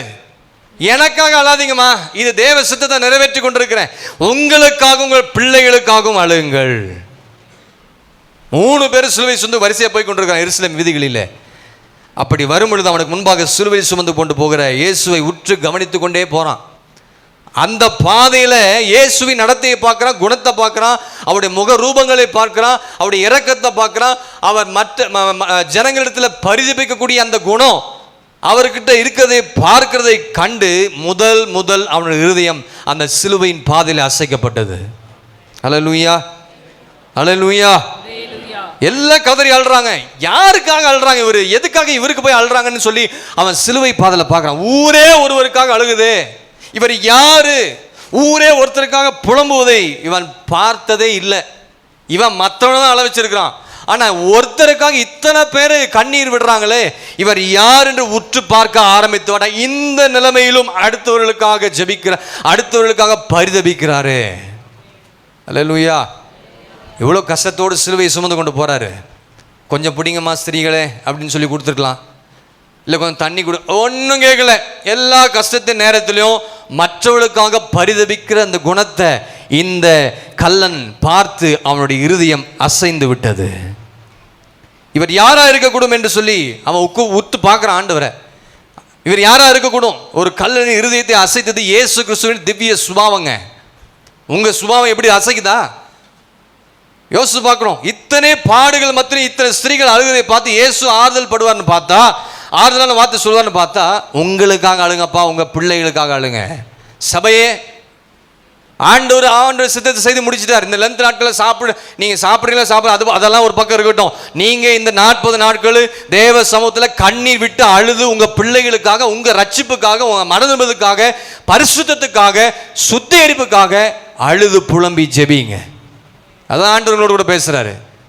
சும்மா அந்த படத்தை பார்த்து இயேசு பிள்ளை அடிக்கிறாங்களே அழணும், தப்பு இல்லை. முதல்ல பார்க்கும்போது நமக்கும் கண்ணீர் வரும். அதெல்லாம் படக்காட்சியை எடுத்திருக்கிறாங்க. அதை ஆண்டவர் சொல்றா, நீ அழாத, உனக்காக உன் ரட்சிப்புக்காக அழு. எதுக்கோ உட்காந்து அழுறோம், எதை வாங்கி தர மாட்டாங்க, பிள்ளைகள் அழுறீங்க, நீ ரட்சிக்கப்படணும், சரியா வார்த்தையில நிக்கணும். அதற்காக பாவியா இருக்கிற என்ன நீ ரட்சிக்க ஆண்டவர் சொல்லிட்டு தேவ சமூகத்தில் அழுது புலம்பி கர்த்தரோடு கூட இடைபடணும். ஹல்லேலூயா. ஏன் ஆண்டவர் அப்படி சொன்னார் தெரியுங்களா? ஏன் ஆண்டவர் அப்படி சொன்னாரு? இந்த காரியத்தை நம்ம இங்க பார்த்தோமே, எருசலேம் குமாரத்திகளே, உங்களுக்காகவும் உங்க பிள்ளைகளுக்காகவும். ஏன் ஆண்டவர் அப்படி சொன்னார் தெரியுங்களா? கிபி 70 கிட்டத்தட்ட இயேசு சிலுவைக்கு போன பிறகு 40 வருஷத்துக்கு பிறகு யார் வருவா? தீத்துராயன் வரப்போகிறான். அவன் வந்து எருசலேமை முற்றுகையிட்டு எருசலேமில் இருக்கிற ஜனங்களை கடினமாய் நடத்துவான், அவர்களை அழிப்பான், இரத்த ஆறுகள் ஓடும், இதிலிருந்து ஸ்திரீகளும் பிள்ளைகளும் தப்பித்துக் கொள்ளும்படியாக எச்சரிக்கையான ஒரு வார்த்தையை அந்த நேரத்தில் அந்த ஸ்திரீகளுக்கு ஆண்டவர் சொல்லி கொடுத்துட்டு போறார். புரியுதா நான் சொல்றது? அல்லேலூயா. எதுக்காக சொல்றாரு உங்களுக்கு? இனி இந்த தேசத்தில் என்னெல்லாம் நடக்கும் தெரியாது. இனி நமக்கு விரோதமாக என்ன செயல்படும் தெரியாது. பல காரியங்கள் நடக்கும். இதெல்லாம் நடக்க போகிறது. அந்த கிறிஸ்து வருகிற நாட்கள் நெருங்கி விட்டது. இவனுடைய கையில் நீங்கள் நான் தப்பித்துக் கொள்ள வேண்டும் என்று சொன்னால், நீங்க உங்களுக்காக, உங்க பிள்ளைகளுக்காக, ரட்சிப்புக்காக, மறந்துவதற்காக அழுது அந்த வரப்போகிற அந்த பேர் அழிவிலிருந்து நீங்களும் நானும் தப்பித்துக் கொள்ள வேண்டும். அதற்காக அழுது உட்கார்ந்துங்க. எத்தனை பேர் ரட்சிப்புக்காக அழுதுருக்கிறீங்க? வசனத்தின்படி வாழலாம் ஆண்டவரே அப்படின்னு யாராவது அழுதுருக்கிறீங்களா? ஆண்டவர் அதுக்காக தான் அழ சொல்ற. இதெல்லாம் நடக்க போகிற காரியத்தை நினைத்து உங்களுக்காக, உங்க பிள்ளைகளுக்காக அழுங்கன்னு ஆண்டவர் அந்த ஸ்திரீகளத்தில் கத்த சொன்னார். ஆமென். இவங்கள்ட்ட சொல்லியிருப்பாரு, பிரதர்ஸ்ட இவங்க தான் பயந்து ஓடி போயிட்டாங்களே. ஆனாலும் அந்த ஸ்திரீகள் போய் சொல்லியிருப்பாங்க. இந்த சிலுவைக்கு போகிற இந்த நேரத்தில் மற்றவர்களுக்காக பரிதபிக்கிறான் என்றால் அவன் சிந்திக்க ஆரம்பித்து விட்டான். நமது இயேசு யார்? இயேசு யாருங்க? ஆண்டவர் யாரு சொல்லுங்க, நீங்க சொல்லுங்க. ஆண்டவர் யாருங்க? அவர் தனக்காக இந்த உலகத்தில் வாழவே இல்லை. ரோமரில் அப்படி தான் பார்க்குறோம். ரோமர் 15ஆம் அதிகாரத்தில் நீங்கள் பார்த்தீங்கன்னா 2-3 வசனங்கள் என்ன சொல்லப்பட்டிருக்கு பாருங்க. விழிப்பாருங்க, தூங்காதீங்க, ஃபோனை பைபிள் வச்சு நோண்டாதீங்க. சிலர்லாம் நான் கேள்விப்படுறேன், ஆமாம் பைபிளில் ஃபோனை வச்சு வாலிப பிள்ளைங்க ஒருத்தரும் பார்க்கக்கூடாது, கத்தர் பார்க்குறாரு. தேவ சமூகம் பயபக்தியோடு உள்ள உட்காரணும். ரோமர் 15ஆம் அதிகாரம் 2-3 வசனங்கள் பாருங்க. நம்ம இயேசு யாருன்னு கேட்டீங்கன்னா வாசிங்க. நம்மில் ஒவ்வொருவனும் பிறனுடைய பக்தி விருத்திக்கு ஏதுவான நன்மை உண்டாகும்படி அவனுக்கு பிரியமாய் நடக்க கடவன். அடுத்த வசனம். கிறிஸ்துவும் தமக்கே பிரியமாய் நடவாமல், ஆண்டவராகிய இயேசு கிறிஸ்து தமக்கே பிரியமாய் இந்த உலகத்தில் நடவாமல், உம்மை நிந்திக்கிறவர்களுடைய நிந்தைகள் என்மேல் விழுந்தது என்று எழுதியிருக்கிறபடியே நடந்தார். கிறிஸ்து தமக்காக பிரியமா இந்த உலகத்துல வாழலைங்க. இந்த உலகத்துல வாழாமல் இந்த உலகத்துல வாழ அவன் தமக்காக வாழல. ஆண்டவர் இந்த உலகத்துல வாழும் பொழுது உங்களுக்காக எனக்காக தான் ஆண்டவர் வாழ்ந்தார். உங்களுக்காக எனக்காக தான் ஆண்டவர் இயேசு கிறிஸ்து என்ன செஞ்சாரு? அந்த வாழ்க்கை சிலுவை பாதையில அவன் பார்க்கறான். சிலுவை பாதையில இந்த கல்லை என்ன செய்யறான்? பார்க்கறான். அவருடைய தாழ்மையை பார்க்கறான். மற்றவர்களுக்காக பரிதபிக்கப்படுகிற காரியத்தை பார்க்குறான். அடுத்தது பார்த்தீங்கன்னா, வரப்போகிற ஒரு பெரிய அழி வரப்போகிற தேசத்தில் ஒரு பெரிய ராஜா எழுத போகிறான். தீத்ராயன் வரப்போகிறான். அவன் அழிக்க போகிறான். அவன் பிள்ளையிலும் கொடூரமான காலங்கள் வரப்போகிறது. இதற்காக நீ ஜெபி, இதுலேருந்து தப்பித்துக்கொள்னு சொல்லி எச்சரிக்கை கொடுக்குற அந்த நேரத்தில் அவருடைய அவருடைய நலத்தை பார்க்காம மற்றவருடைய நலத்தை இதெல்லாம் அந்த சிலுவையின் பாதையில பார்த்து கொண்டே போய் கொண்டிருக்கிறான். அதையெல்லாம் பார்த்து என்னுடைய இருதயம் உடைந்து விட்டது, அசைந்து விட்டது. இதோ இந்த நாளிலே கர்த்தர் உங்களோடு கூட பேசி கொண்டிருக்கிறார். அல்லேலூயா. இத்தனை பாடுகள் மத்தியில கஷ்டத்தின் மேத்திலையும் ஜெபிக்கிறாரே என்று சொல்லி பார்க்கிறான். இத்தனை பாடுகள் மத்திய சிலுவையில் பாதையில மற்றவர்களுக்காக பரிதபிக்கிற காரியத்தை அவனை பார்த்து கொண்டே இருக்கிறாங்க. இதே காட்சி தான் அடுத்த கல்லனுக்கு இருந்துச்சு. ஆனா அவனுக்கு மனம் திரும்புது இல்லாம போயிடுச்சு. அவனும் பார்க்கிறான். ஆனா அவனுடைய இருதயம் உடைக்கப்படவும் இல்லை. அவனுடைய இருதயம் அசைக்க. சபையில் இருக்கிற எல்லாரும் இப்ப பிரசங்கம் கேட்டிருக்கீங்கன்னு நினைக்கிறீங்களா? இப்போ சபையில் உட்காந்துருக்கோங்க, இப்போ எல்லாரும் பிரசங்கம் கேட்டிருக்கீங்கன்னு நினைக்கிறீங்களா? ஒரு சிலர் கேட்டு கொண்டே இருப்பாங்க, ஒரு சிலர் தூங்கி கொண்டே இருப்பாங்க. சபையில் தூங்கினா என்ன தண்டனை வரும்னு அது ஒரு பிரசங்க தலைப்பு எடுத்து வச்சிருக்கிறேன். பேசுகிறேன். ஒரு நாள் ஆண்டு சித்தமானால் சும்மா இங்கே மாவாட்டக்கூடாது. கர்த்தருடைய சமூகம் வெளியே போய் பாருங்க. அவங்களாம் எவ்வளோ பக்தியாக கோயிலில் போய் உட்கார்ந்து தேடுறாங்க. ஆனால் நாம அப்படி இல்லையே. பயமே இல்லை தேவ சபையில் யாருக்குமே, பிரதர்ஸுக்கும் சரி, சகோதரிகளுக்கும் சரி, இந்த பிள்ளைகளுக்கும் சரி. தேவ சமூகத்தில் பயத்தோடு ஆண்டவரை ஆராதிக்கணும். ஆமென். 2 பேரும் தாங்க பார்க்குறாங்க. 2 பேரும் மனம் திரும்பல. ஒருத்த மனம் திரும்பிட்டான். எல்லாரும் தான் சபைக்கு வரீங்க, ஏன் ஒருத்த மாறல? அவங்க பாட்டு பாடினாலும் கை தட்ட மாட்டாங்க, வசனம் கேட்டாலும் அதுக்கு ஏற்றுக்கொள்ள மனதில்லை, பாச சொன்னாலும் கீழ்ப்படியாத கேஸ் சிலர்லாம் அப்படிதான் இருக்கிறாங்க. அப்படிதான் இவன் இருந்திருக்கிறான். ஒருவன் சிலுவை பாதை அசைத்து இன்னொருவனை அசைக்கல. ஒருவனை சிலுவை பாதை அசைத்தது காரணம் கிருபை. அல்லேலூயா. ஒருவனை சிலுவை பாதை அசைத்தது காரணம் எதுங்க? தேவ கிருபை. யாக்கோவை ஆண்டவர் நேசித்தார், ஏசாவை வெறுத்தார். மல்கியால் அப்படித்தானே வாசிக்கிறோம். மல்கியால் எங்க வாசிக்கிறோம்? 1ஆம் அதிகாரம் இல்லை, நீங்க பார்த்து போடுங்க. 1ஆம் அதிகாரத்தை சொல்றாரு, யாக்கோபை நான் நேசித்தேன், ஏசாவை. இது என்ன அர்த்தம் சொல்லுங்க பார்க்கலாம். யாக்கோபை நேசித்தேன், ஏசாவை. ஏசா யாக்கோபை காட்டிலும் நல்லவனா? இல்லை ஏசா யாக்கோபை காட்டிலும் பொல்லாதவனா இருந்தானா? இல்லை ஏசாவை காட்டிலும் யாக்கோபு நல்ல குணமுள்ளவனா இருந்தானா? சொல்லுங்களேன், சொல்ல மாட்டேன்றீங்களே. இல்லை, ஏசாவை வெறுத்து யாக்கோபை நேசித்தது காரணம் கிருபை. ஒரு நாள் இல்லையா சொல்லுங்க? வெளியே இருக்கிறவங்களை காட்டிலும் உங்களை கர்த்தர் நேசிச்சு உள்ள கொண்டு வந்திருக்கான்னா ஆண்டுடைய கிருபை. இன்றைக்கு தொலைக்காட்சியில் பாருங்க, பாடல் வருது, ஆராதனை வருது, மெசேஜ் வருது, எல்லா இன்ஸ்டாகிராமில் பார்த்தீங்கன்னா யாரெல்லாம் பிரசங்கம் பண்ணுறாங்க. நேற்றெல்லாம் ஒரு மெசேஜ் கேட்டால் அதெல்லாம் பார்த்து ரொம்ப யூடியூப்லேயே சம்பாதிக்கிறாங்க, இன்ஸ்டாகிராமில் எதுக்கு பிரசங்கம் பண்ணுறாங்கன்னே தெரில. ஆமாம், எல்லா இடத்துலையும் வார்த்தை போகுது, டிவி போகுது, வர்ஷிப் போகிறது, எல்லாம் வருது. எல்லா மெசேஜும் கேட்டுக்காதீங்க. உள்ளே உட்காந்து சபையில் இருக்கவங்க, முதல் இந்த சபையிலேருந்து உங்களுக்கு என்ன வார்த்தை வருது அதை நீ கீழ்ப்படிந்து நடக்கணும். இந்த சபையில் நல்ல உபதேசம் பேசுகிறாங்க, நல்ல வார்த்தை, ஆழமான சத்தியத்தை பேசுகிறாங்க, அதெல்லாம் சிலருக்கு கண்ணு தெரியாது. எங்கே ஜபம் நடக்குதோ அங்கே ஓடுறது. ஆனால் இங்கே சபையில் இருக்கிற ஜபத்துக்கு வர்றது கிடையாது சில விசுவாசிங்க. ஈஸ்டருக்கு ஒரு சர்வீஸு, வேற எங்கேயோ ஃப்ரைடே, குட் ஃப்ரைடேக்கு, கிறிஸ்மஸுக்கு, இப்படி எல்லா ஒன்று, கல்யாணத்துக்கு ஒன்று, பிறந்தநாளுக்கு ஒன்று, அந்த பாஸ்டர் வந்துருக்கு, அவருக்கு தலைமையில் கேட்கலாம். ஆனால் இங்கே உங்கள் மெய்ப்பனுக்கு கீழே நீங்கள் அடங்கியிருந்தா தாங்க இந்த சபையிலிருந்து உங்களுக்கு ஆசீர்வாதம் உங்கள் குடும்பத்துக்கு வரும். ஒரு வேலையாக சொல்லுங்கள். அல்லேலூயா, அல்லேலூயா. இன்னைக்கு பல இடங்களில் வார்த்தை வருதுங்க, எல்லா இடத்துக்கும் போகுது. இயேசுவை அறியாதவங்களும் மெசேஜ் கேட்குறாங்க, பாடலை கேட்குறாங்க, ரசிக்கிறாங்க. ஆனால் அவங்களாம் உள்ள வரல, நீங்கள் உள்ள வந்தீங்க. அதுதான் ஆண்டுடைய கிருபை. ஒரு ஆமேன்னு சொல்லுங்களேன். ஏன் இங்கே வந்து உட்காந்து பிரசங்க நம்ம கேட்கணும்? ஆண்டுடைய கிருபையினால உங்களை கர்த்தர் உங்களை உள்ள உட்காந்து வைத்திருக்கிறார். ஆமேன். நம்ம ஏன் ரசிக்கப்பட்டோம்னா ஆண்டுடைய கிருபை. உங்களை என்னையும் கர்த்தர் கண்ணோக்கி பார்த்து உளையான சேற்றிலிருந்து நம்ம என்ன செஞ்சார்? தூக்கி எடுத்தார். அந்த கிருபையை சார்ந்து கொண்டால் ரட்சிக்கப்படாதவர்களை கர்த்தர் ரட்சிப்பார், சுத்திகரிப்பார், தூக்கி எடுப்பார். ஆமேன். அந்த கிருபை இழந்துடாதீங்க. உங்களுக்கு கர்த்தர் கொடுத்த கிருபையான ரட்சிப்பை ஒருபோதும் என்ன செஞ்சிடாதீங்க. அந்த கிருபையை நீ சார்ந்து கொள்வேன் என்று சொன்னால் ரட்சிக்கப்படாதவர்களை உன் குடும்பத்திற்கு ரட்சிப்பார், சுத்திகரிக்காதவர்களை கர்த்தர் சுத்திகரிப்பார், பாவ சேற்றில் உட்கார்ந்து அமிழ்ந்து கொண்டிருக்கிற அவர்களை கர்த்தர் தூக்கி எடுப்பார். அந்த கிருபை நம்மை கடைசி வரை நடத்துகிற கிருபை. அல்லேலூயா. அங்க போய் நீ பரதீசில் போய் உட்காரணும்னா கிருபை இருந்தால் தான் போய் உட்கார முடியும். அவனுக்கு கிருபை இருந்தனால தான் ஆண்டவர் பேசின வார்த்தையெல்லாம் கேட்டு அவனுடைய இருதயம் அசைந்து விட்டது. அல்லேலூயா.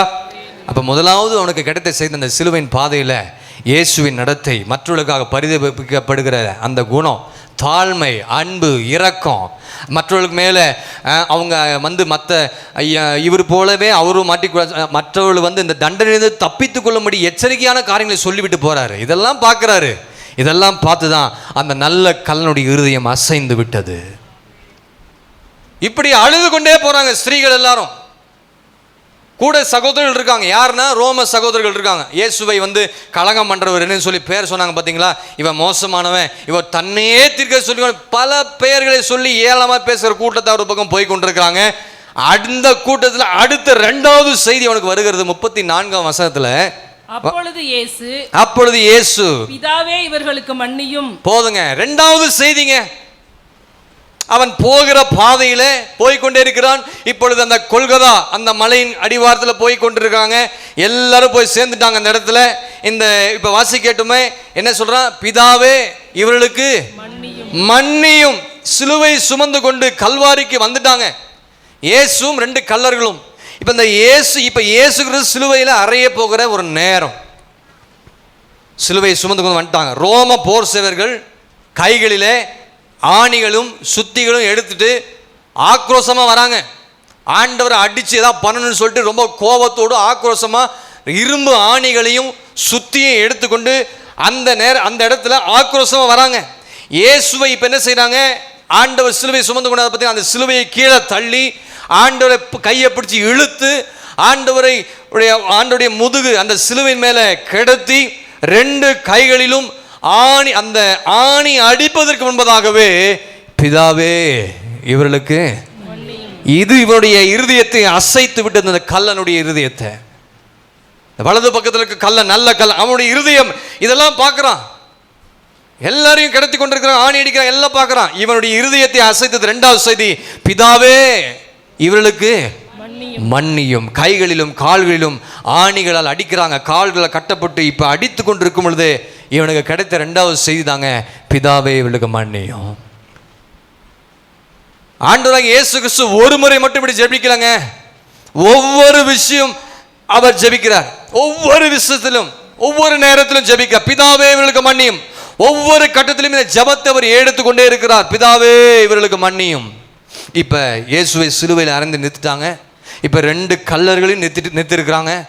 2 பேரும் பாரத்தோடு நிற்காங்க. சிலுவையில் அடிக்கப்பட்டு அந்த கல்வாரி சிலுவையில் நிறுத்தும் பொழுது தொங்கிக் கொண்டிருக்கிறாங்க. அந்த சிலுவையில் தொங்கிக் கொண்டிருக்கிற அந்த வேதனை, அதனால் ஏற்படுகிற வேதனை என்பது விவரிக்க முடியாது என்று சொல்லுகிறார்கள் வேத பண்டிதர்கள். ஏன்னா முழு பாரமும் இந்த கைகளிலும், இந்த 2 கைகளிலும், இந்த கால்களில் என்ன செய்யுங்க, ஆணி அடித்து, கையில் கயிறு கூட கட்டல, அந்த ஆணினால தான் சிலுவை அடிக்கப்பட்டு அந்த அப்படியே கை தொங்குது. அந்த பாரத்தில் வேதனையோடு தங்கி முழு சரீர பாரத்தையும் அந்த ஆணிகள் என்ன செஞ்சு தாங்கி கொண்டிருக்கு. நினைச்சு பாருங்க, யோசிச்சு பாருங்க. யாருக்காக அந்த ஆணிகள் அடிக்கப்பட்டது? உங்களுக்காக, எனக்காக. எல்லாரும் பார்த்து கொண்டே இருக்கிறாங்க, அந்த வேதனை அனுபவித்துக் கொண்டே இருக்கிறாங்க.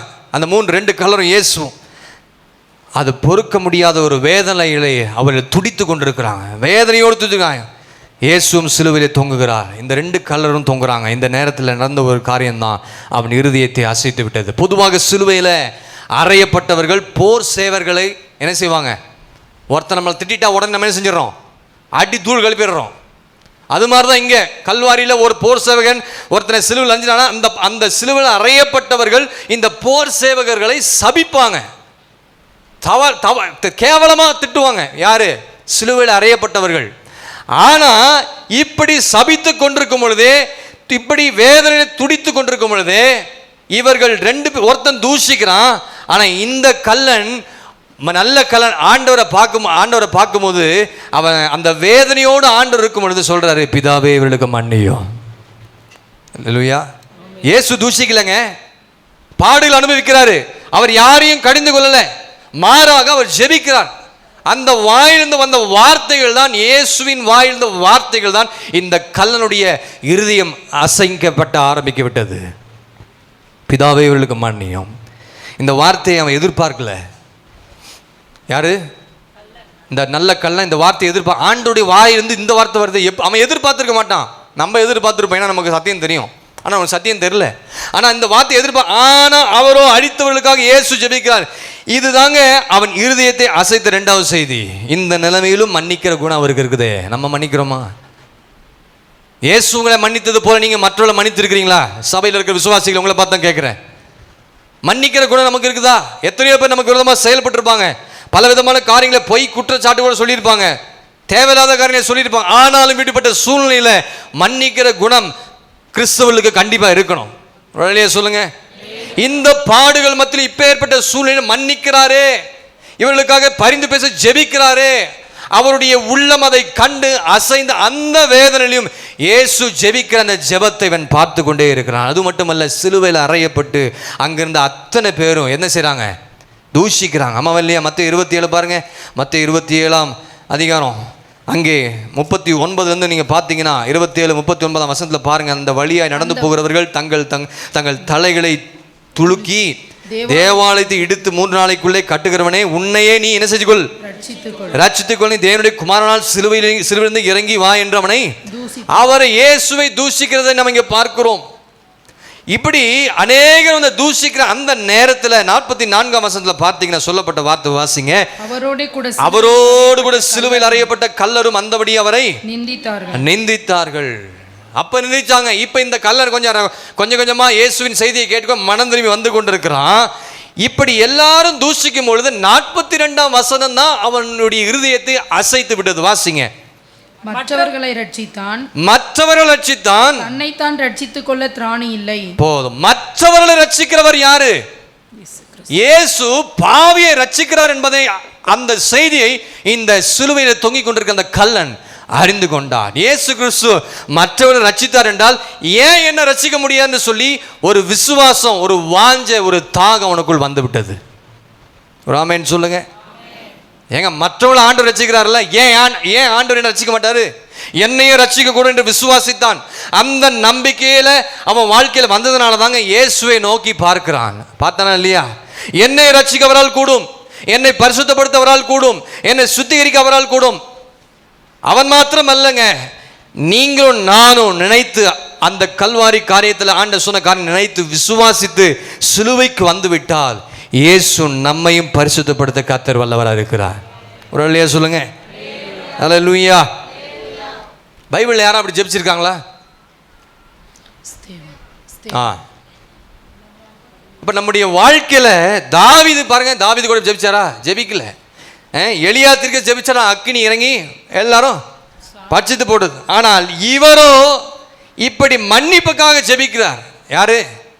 இயேசு மன்னிப்புக்காக ஜெபிக்க, அதை நினைத்து தன்னை உணர்ந்து காரியத்தில் உணர்ந்து இப்போ என்ன செய்யறானா, இயேசு என்னையும் ரட்சிக்க கூடும் என்று சொல்லி மனம் திரும்புவதற்கு ஏற்ற அந்த படிக்குள்ள அவன் உள்ள வரான். யாரு? இந்த நல்ல கல்லன். இவன் மேசியா என்பதை அறிந்து கொள்கிறான். இவன் யாரு? மேசியா என்பதை அறிந்து மனம் திரும்புவது முதல் படி என்னங்க? வாசிங்க 39-40 வாசிங்க. லூக்கா 23, லூக்கா சுவிசேஷம் 23ஆம் அதிகாரம் 39-40 வசனம் வாசிங்க. சிலுவையில் அறையப்பட்டிருந்த குற்றவாளிகளில் ஒருவன், அன்றியும் சிலுவையில் அறையப்பட்ட குற்றவாளிகளில் ஒருவன், நீ கிறிஸ்துவானால் உன்னையும் எங்களையும் ரட்சித்துக் கொள் என்று அவரை இகழ்ந்தான். அடுத்த வசனம், மற்றவன் அவனை நோக்கி, இந்த நல்ல கல்லன் பொல்லாத கல்லனை நோக்கி சொல்றாரு, நீ இந்த ஆக்கினைக்கு உட்பட்டவனாய் இருந்தும் தேவனுக்கு பயப்படுகிறது இல்லையா? என்னங்க என்ன சொல்றான்? முதல்ல என்ன சொன்னா? தூஷிச்சான். இவனும் தானே சேர்ந்து தூஷிச்சான். ஆனா இப்ப என்ன சொல்றான்? இப்பதான் கொஞ்சம் கொஞ்சமா மனம் திரும்புறதுக்கு வரான். இப்பதான் ஆண்டவர் கொடுத்ததான் காரியம் தெரிந்து இப்ப சொல்றான், நீ தேவனுக்கு பயப்படுகிறது இல்லையா?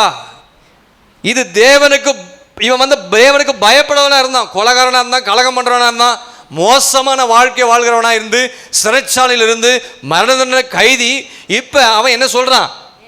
அந்த கைதி என்ன சொல்றான்? தேவனுக்கு பயப்படுகிறது இல்லையா? இன்னைக்கு கர்த்தர் உங்களை பார்த்து கேட்கிறாரு, எத்தனை பேருக்கு ஆண்டவருக்கு பயப்படுறீங்க? கர்த்தருக்கு பயப்படுற மனுஷன் இவ்விதமா ஆசீர்வதிக்கப்படுவான். ஏன் ஆசீர்வாதம் இல்லை? ஏன் குடும்பத்தில் ஆசீர்வாதம் இல்லை? ஏன் வியாபாரத்தில் ஆசீர்வாதம் இல்லை? குடும்ப வாழ்க்கை ஏன் செழிப்பா இல்லை? ஏன் நல்லா இல்லை? கர்த்தருக்கு பயப்படலை. ஆனா இந்த கல்லனுக்கு வசனம் தெரியாது. ஆனா இப்ப சொல்றான், நீ தேவனுக்கு பயப்படுகிறது. இப்ப சொல்றான், நீ தேவனுக்கு பயப்படலையான்னு இயேசுவை தூஷித்த கல்லனை பார்த்து சொல்றான். இன்னைக்கு நம்முடைய வாழ்க்கையில் கர்த்தருக்கு பயப்படுகிற பிள்ளைகளே நீங்க வாங்க, உங்களுக்கு கர்த்தருக்கு பயப்படுகிற பயத்தை 34ஆம் சங்கீதம் கரெக்டா வாசிக்க வேண்டாம். பிள்ளைகளை நீங்கள் வாங்க, கர்த்தருக்கு பயப்படுற பயத்தை போதிப்பேன். உங்க வாழ்க்கையில் கர்த்தருக்கு ஏற்ற பயம் இருக்கணுங்க. நீ தேவனுக்கு பயப்படுறது இல்லையா? அதனுடைய விளைவு தாங்க அடுத்த வசனம் 41ஆம் வசனம் என்ன சொல்லுது பாருங்க. அவன் சொல்றான், அதனுடைய விளைவு, நாமோ நியாயப்படி தண்டிக்கப்படுகிறோம், நாம் நடப்பித்தவைகளுக்கு தக்க பலனை அடைகிறோம். நாம் தக்க பலனை நாம் அடைகிறோம். நடப்பித்தவைகளுக்கு தக்க பலனை அடைகிறோம். இவரோ தகாததொன்றையும் நடப்பிக்கவில்லையே என்று அவனை கடிந்து கொண்டு நம்ம இங்கே பார்க்கிறோம். தன் குற்றத்தை, தன்னுடைய அக்கிரமத்தை அவன் ஒத்துக்கொண்டான். சொல்லுங்க, அதுதான் கேட்டீங்க இப்போ ஆராதனை இல்லை. பாவத்தை ஒத்துக்கொள்ளுங்க. நான் செஞ்சேன், அக்கிரமம் பண்ணேன். சபைக்குள்ளே வரவங்க எல்லாருமே பர்ஃபெக்ட் கிடையாது. எல்லாரும் பர்ஃபெக்ட் ஆகிறதுக்காக தான் சபைக்குள்ளே கர்த்தரை கொண்டு வந்து உட்காந்துருக்கிறாரு. அல்லேலூயா. இங்கே வந்து சரியாகணும். சரியாமல் உட்காந்துட்டிங்கன்னா சபைக்கு வந்து ஒரு பிரயோஜனம் இல்லை. அது வாலிப பையனாலும் சரி, பெரியவங்களாலும் சரி, யாராக இருந்தாலும் சரி, சபைக்கு வந்து சரியாகணும். இன்னும் சரியாக வந்தீங்கன்னா எதுக்கு சபைக்கு வரீங்கன்னு உங்களுக்கு தான் தெரியும். இங்கே சொல்லப்பட்டிருக்கிறது, அவன் தன் குற்றத்தை அக்கிரமத்தை ஒத்துக்கோ. அங்கே தாங்க மனம் திரும்புதல், அங்கே தாங்க ரட்சிக்கப்படுறான், அங்கே தான் ரட்சிப்பின் அனுபவம் உண்டாகுது, அங்கே தான் பரிசுத்தம் உண்டாகுது, அங்கே தான் சுத்திகரிப்பு உண்டாகிறது. ஒத்துக்கொள்ளணும்னு சொல்ற. தன் பாவங்களை மறைக்கிற வாழ்வனை மட்டும் அவளை அறிக்கை செய்து விட்டு விடணும். இரக்கம் ஆண்டத்தில் 1000 தலைமுறை மட்டும் இரக்கம் உண்டு. மனம் திரும்புதல் ரட்சிப்பு எங்கே இருந்து ஆரம்பிக்குதுன்னா, நம் பாவத்தை மறைக்காம ஒத்துக்கொள்வதில் தாங்க இருக்குது. அல்லேலூயா. நமக்கு ஒரு நேர்மையான மனநிலை வேணும், ஹானஸ்ட் கன்ஃபெஷன் வேணும். அது இல்லையே சுத்திகரிப்பு ஜெபத்துக்கு வேணா வரது கிடையாது. நிறைய விசுவாசிகள் வரது கிடையாதுங்க. பிரதர்ஸ் சுத்தமாக வரது கிடையாது. எப்படி பிஸ்னஸ் ஆஸ்வதிக்கப்படும், எப்படி வேலை ஆஸ்வதிக்கப்படும், எப்படி குடும்பம் உயர்த்தப்படும்? கர்த்தரை தேடி உங்களை சுத்திகரித்து கொண்டாதாங்க நீங்கள் பரலோகம் போய் சேர முடியும். உலகத்துக்காக நம்ம ஓடி உழைக்கிறோம், நல்லது தான். ஆனால் இயேசுவுக்காக கடைசி அந்த மாதம் கடைசி அந்த 2 நாட்கள் வந்து ஜெபத்தில் உட்கார்ந்து நம்மை சுத்திகரித்துக் கொள்வோம் என்று சொன்னால் பரதீசில் போய் நீங்கள் இருப்பீங்க. அல்லேலூயா, அல்லேலூயா. அவன் அறிக்கையை பாருங்க, நாமோ நியாயப்படி தண்டிக்கிறோம், நாம் செஞ்ச பாவத்துக்கு நம்ம தண்டனை வாங்குறோம், அனுபவிக்கிறோம் அப்படின்னு சொல்லி அவன் ஒத்துக்கொள்கிறான். அங்கே தாங்க மன்னிப்பும் ரட்சிப்பும் தொடங்குது. லூக்காவின் சுவிசேஷம் 18ஆம் அதிகாரத்தில் நீங்கள் பார்த்துக்கொள்ளுங்க. 2 பேரும் ஜெபம் பண்ணுறாங்க, பரிசேயன், ஆயக்காரன். ஆயக்காரன் ரட்சித்ததுக்கு காரணம் என்ன சொல்லுங்க பார்க்கலாம். ஆயக்காரன் ரட்சித்ததுக்கு காரணம் என்னன்னா, அவன் ஒத்துக்கிட்டாங்க என்னன்னு, மார்பில் எடுத்துக்கொண்டு பாவியா இருக்கிற என் மேல் ஒத்துக்கொண்டுங்கன்னா போதுங்க, ரட்சிப்பு தானா வரும். அங்க மனதில் உண்டாகும், அங்கதான் பரிசுத்தம், அங்கதான் சுத்திகரிப்பு உண்டாகும். அது போல ஒரு அறிக்கை நமக்கு வேண்டும். விசுவாசிகளுக்கு, ஊழியர்களுக்கு, எல்லாருக்குமே டோட்டலா ஆண்டுடைய பாதத்துல இந்த நல்ல கல்லன், கெட்ட கல்லன் நல்ல கல்லனா மாறி மனம் திரும்பி இயேசுவிட்ட ஒத்துக்கொள்றான், நான் பாவிதான் ஆண்டவரேன்னு. எத்தனை பேர் ஒத்துக்கொள்ள போறீங்க? அது மாத்திரமே லூக்கா எழுதின சுவிசேஷம் 15ஆம் அதிகாரத்தில் பார்த்தீங்கன்னா 17-18 வசனத்தில் பார்த்தீங்கன்னா, இளைய குமாரன் தகப்பன் அவனை உயர்த்தி வைத்ததுக்கு காரணம் என்ன நினைக்கிறீங்க? ஒத்துக்கிட்டான். என்ன செஞ்சிட்டான்? பரத்துக்கு விரோதமாக உமக்கு முன்பாக தகப்பனே நான் என்ன செஞ்சேன், அதனாலதான் அவங்க அப்பா அவனை உயர்த்தி வச்சாரு. வஸ்திரத்தை போட்டாரு, மோதத்தை போட்டாரு, விருந்து பண்ணார். நம்முடைய வாழ்க்கையில ஒத்துக்கிட்டா போதும். அப்படிப்பட்ட ஹானஸ்ட் கன்ஃபெஷன் வேணும். அப்படிப்பட்ட உண்மையான அறிக்கை ஆண்டவருடைய சமூகத்தில் நீங்கள் நானும் செய்ய வேண்டும் என்பதுதான் கர்த்தர் எதிர்பார்க்கிறார். அல்லேலூயா. இவன் மனம் திரும்பி ரட்சிக்கப்படுவதற்கு 2வது செய்தி, இவன் இருதயத்தை அசைத்தது. இயேசு பரிந்து பேசி ஜெபிக்கிறார், பிதாவே இவர்களுக்காக மன்னியும், என்னையும் ரட்சிப்பார் என்று. அவன் என்ன செய்யறான்? நான் நியாயப்படி தண்டிக்கப்படுறான். ஆனா இவரோ என்ன செய்யறாரு? தகாத எந்த ஒரு குற்றத்தை செய்யாம தண்டிக்கப்படுகிறாரு. எனக்காக ஆண்டவர் ஜெபிக்க அடிக்கப்படுகிறார், என்னையும் கர்த்தர் செய்வாரு, ரட்சிப்பார் என்று சிலுவையில தொங்கிக் கொண்டு அந்த வேதனையில நிறைய பேர் எனக்கு ஒரே பாடு அப்படின்னு நினைக்கிறோம். என் வாழ்க்கையில் இருந்துங்க ரொம்ப பாடு அனுபவித்துக் கொண்டிருக்கிறேன். ஆனா பாடுகள் தாங்க நம்ம இயேசு கிறிஸ்துவுக்கு அதிகமா நெருங்க வைக்குது. எத்தனை பேர் ஆமென் சொல்றீங்க? பாடு இல்லாம கிறிஸ்துவ வாழ்க்கை இருக்காது, கஷ்டம் இல்லாம கிறிஸ்துவ வாழ்க்கை இருக்காது. பாடுகள் வரும், பிரச்சனை வரும், போராட்டம் வரும். அது எல்லாமே தாங்க இயேசு இடத்துல நம்ம நெருங்க வைக்கிறது. இன்னைக்கு பாடு இல்லாம ஆண்டு வச்சிட்டாருன்னா நீங்க ஒருத்தரும் சபைக்கு வர மாட்டீங்க. ஆமா, கொஞ்சம் அந்த எங்கேயாச்சும் ஒரு ஆண்டவர் அடி வச்சாதான் நீங்க ஆண்டவர் தேடுவீங்க. அப்படியும் தேடாத சில ஆட்களாக இருக்கிறாங்க. அதெல்லாம் ஒன்றும் என்ன பண்ண நமக்கு தெரியாது. கர்த்தர் இறங்கி வந்து அவங்களை ரட்சிக்கணும். ஒரு ஆமென் சொல்லுங்க. அல்லேலூயா. என்னையும் மாற்றும் சொல்லி ஜெபிக்கிறான். எங்கே பாடு பிரச்சனை இருக்குதோ அங்கே தான் பரிசுத்த ஆவியானவர் வாசம் பண்ணுவார். ஏசாயா 57ஆம் அதிகாரம் 15ஆம் வசனத்தில் அந்த காரியத்தை குறித்து நம்ம அங்கே வாசிக்கிறோம். ஏசாயா 57 பார்த்தீங்கன்னா அங்கே 15ஆம் வசனம் நான் வாசிக்கிறேன் பாருங்க. நொறுங்கிலவளின் இருதயத்தை உயிர்ப்பிக்கிறதுக்கும் நொறுங்குண்டு பணிந்த ஆவியிடத்தில் வாசம் பண்ண, அங்கே தாங்க வாசம் பண்ணுவார். பாடு வருதா பயப்படாதீங்க, கர்த்தர் உங்களை கைவிடலை. நீங்கள் இயேசு இடத்துல நெருங்கி கொண்டே இருக்கிறீங்க. சிலுவைக்கு ரொம்ப பக்கத்தில் இப்ப அதிகமா நெருங்கி வந்துட்டான். நெருங்கி வந்து இவன் அடைந்த பாடுகள் சிலுவைக்கு நேராக நெருக்கமாக இவனை கொண்டு வந்து விட்டது. ஆமென் சொல்லுங்க. இப்ப என்ன சொல்றான் பாத்தீங்களா? என்ன சொல்றான் பாருங்க. லூக்கா 23:42 என்ன சொல்றாரு பாருங்க. இயேசுவை நோக்கி ஆண்டவரே ஆண்டவரேன்னு சொல்றான். இப்பதான் கையில் தட்டி கர்த்தரை மையப்படுத்துங்க. அல்லேலூயா. இதுவரைக்கும் தூஷித்தான், கேவலமா பேசியிருந்தான். இப்ப ஆண்டவருக்கு அவனுக்கு முதல் கிடைத்த செய்தி, உங்களுக்கு அவங்க பிள்ளைகளுக்கு அழுங்க பரிதபிக்கிறத பார்க்குறான் ஜனங்களுக்காக. 2வது, இவர் இவ்வளோ பாடுபட்டோம், இவ்வளோ ஆணிகள் அடிக்கப்பட்டு அவ்வாறு அடிக்கப்பட்ட இந்த இவர்களெல்லாம் கர்த்தர் மன்னிக்கிறன்ற செய்தியெல்லாம் பார்க்குறான். இதெல்லாம் பார்த்துட்டு என்னையும் கர்த்தர் இந்த சிலுவையிலிருந்து நான் ரட்சிப்பான்னு சொல்லி இப்போதான் வாயை திறந்து ஆண்டவரேன்னு சொல்லி பேசுகிறான். ரட்சிப்புக்குள்ளே வந்துட்டான் பார்த்தீங்களா? மனம் திரும்பின உடனே ரட்சிப்பு கொஞ்சம் கொஞ்சமாக பெற்றுக்கொண்டு இப்போ என்ன சொல்கிறான்? முதல் வார்த்தை அவன் பேசுகிறான். அவன் பயன்படுத்துகிற வார்த்தை ஆண்டவரே. சாதாரண வார்த்தை இல்லைங்க. மோசமானவன், கள்ளன், கொலகாரன், கலகம் உண்டாக்குறவன், தேசத்தில் பயங்கரமான ஒரு ஆளு. ஆனால் இப்போ அவன் வாயிலிருந்து வர வார்த்தை என்ன? ஆண்டவரே, ஆண்டவரே அப்படின்னு ஒரு வார்த்தை வருது. நீர் உம்முடைய ராஜ்யத்தில் வரும்போது அடியனை நினைத்தருளும் சொல்றான். இப்படிப்பட்ட நேரத்தில் ஆண்டவரே என்று கூப்பிடக்கூடிய அந்த ஸ்டேஜுக்கு வந்துட்டான். கடைசி அவனுக்கு கிடைக்கிற 3வது செய்தி அவனுக்கு வருது. டோட்டலாக இப்போ சரண்டர் ஆகிட்டான். ஆண்டவரேன்னு சொல்லிட்டு அப்படி என்ன அர்த்தம்? நீங்களாம் அப்படி தான் ஜெபிக்கிறோம், ஆண்டவரே அவ்வளோதான் முடியல ஆண்டவரே அப்படின்னு போய் அது போல டோட்டலாக ஆண்டவர்கிட்ட சரண்டர் ஆகிறான். அப்போ அவனுக்கு ஒரு செய்தி வருது.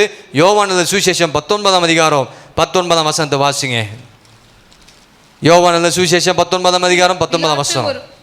பிலாத்து ஒரு மேல் விலாசத்தை எழுதி எழுதி சிலுவையின் மேல் போடுவித்தான். அதில் நசரேயனாகிய இயேசு யூதருடைய ராஜா என்று எழுந்திருக்கிறது. ஹல்லேலூயா.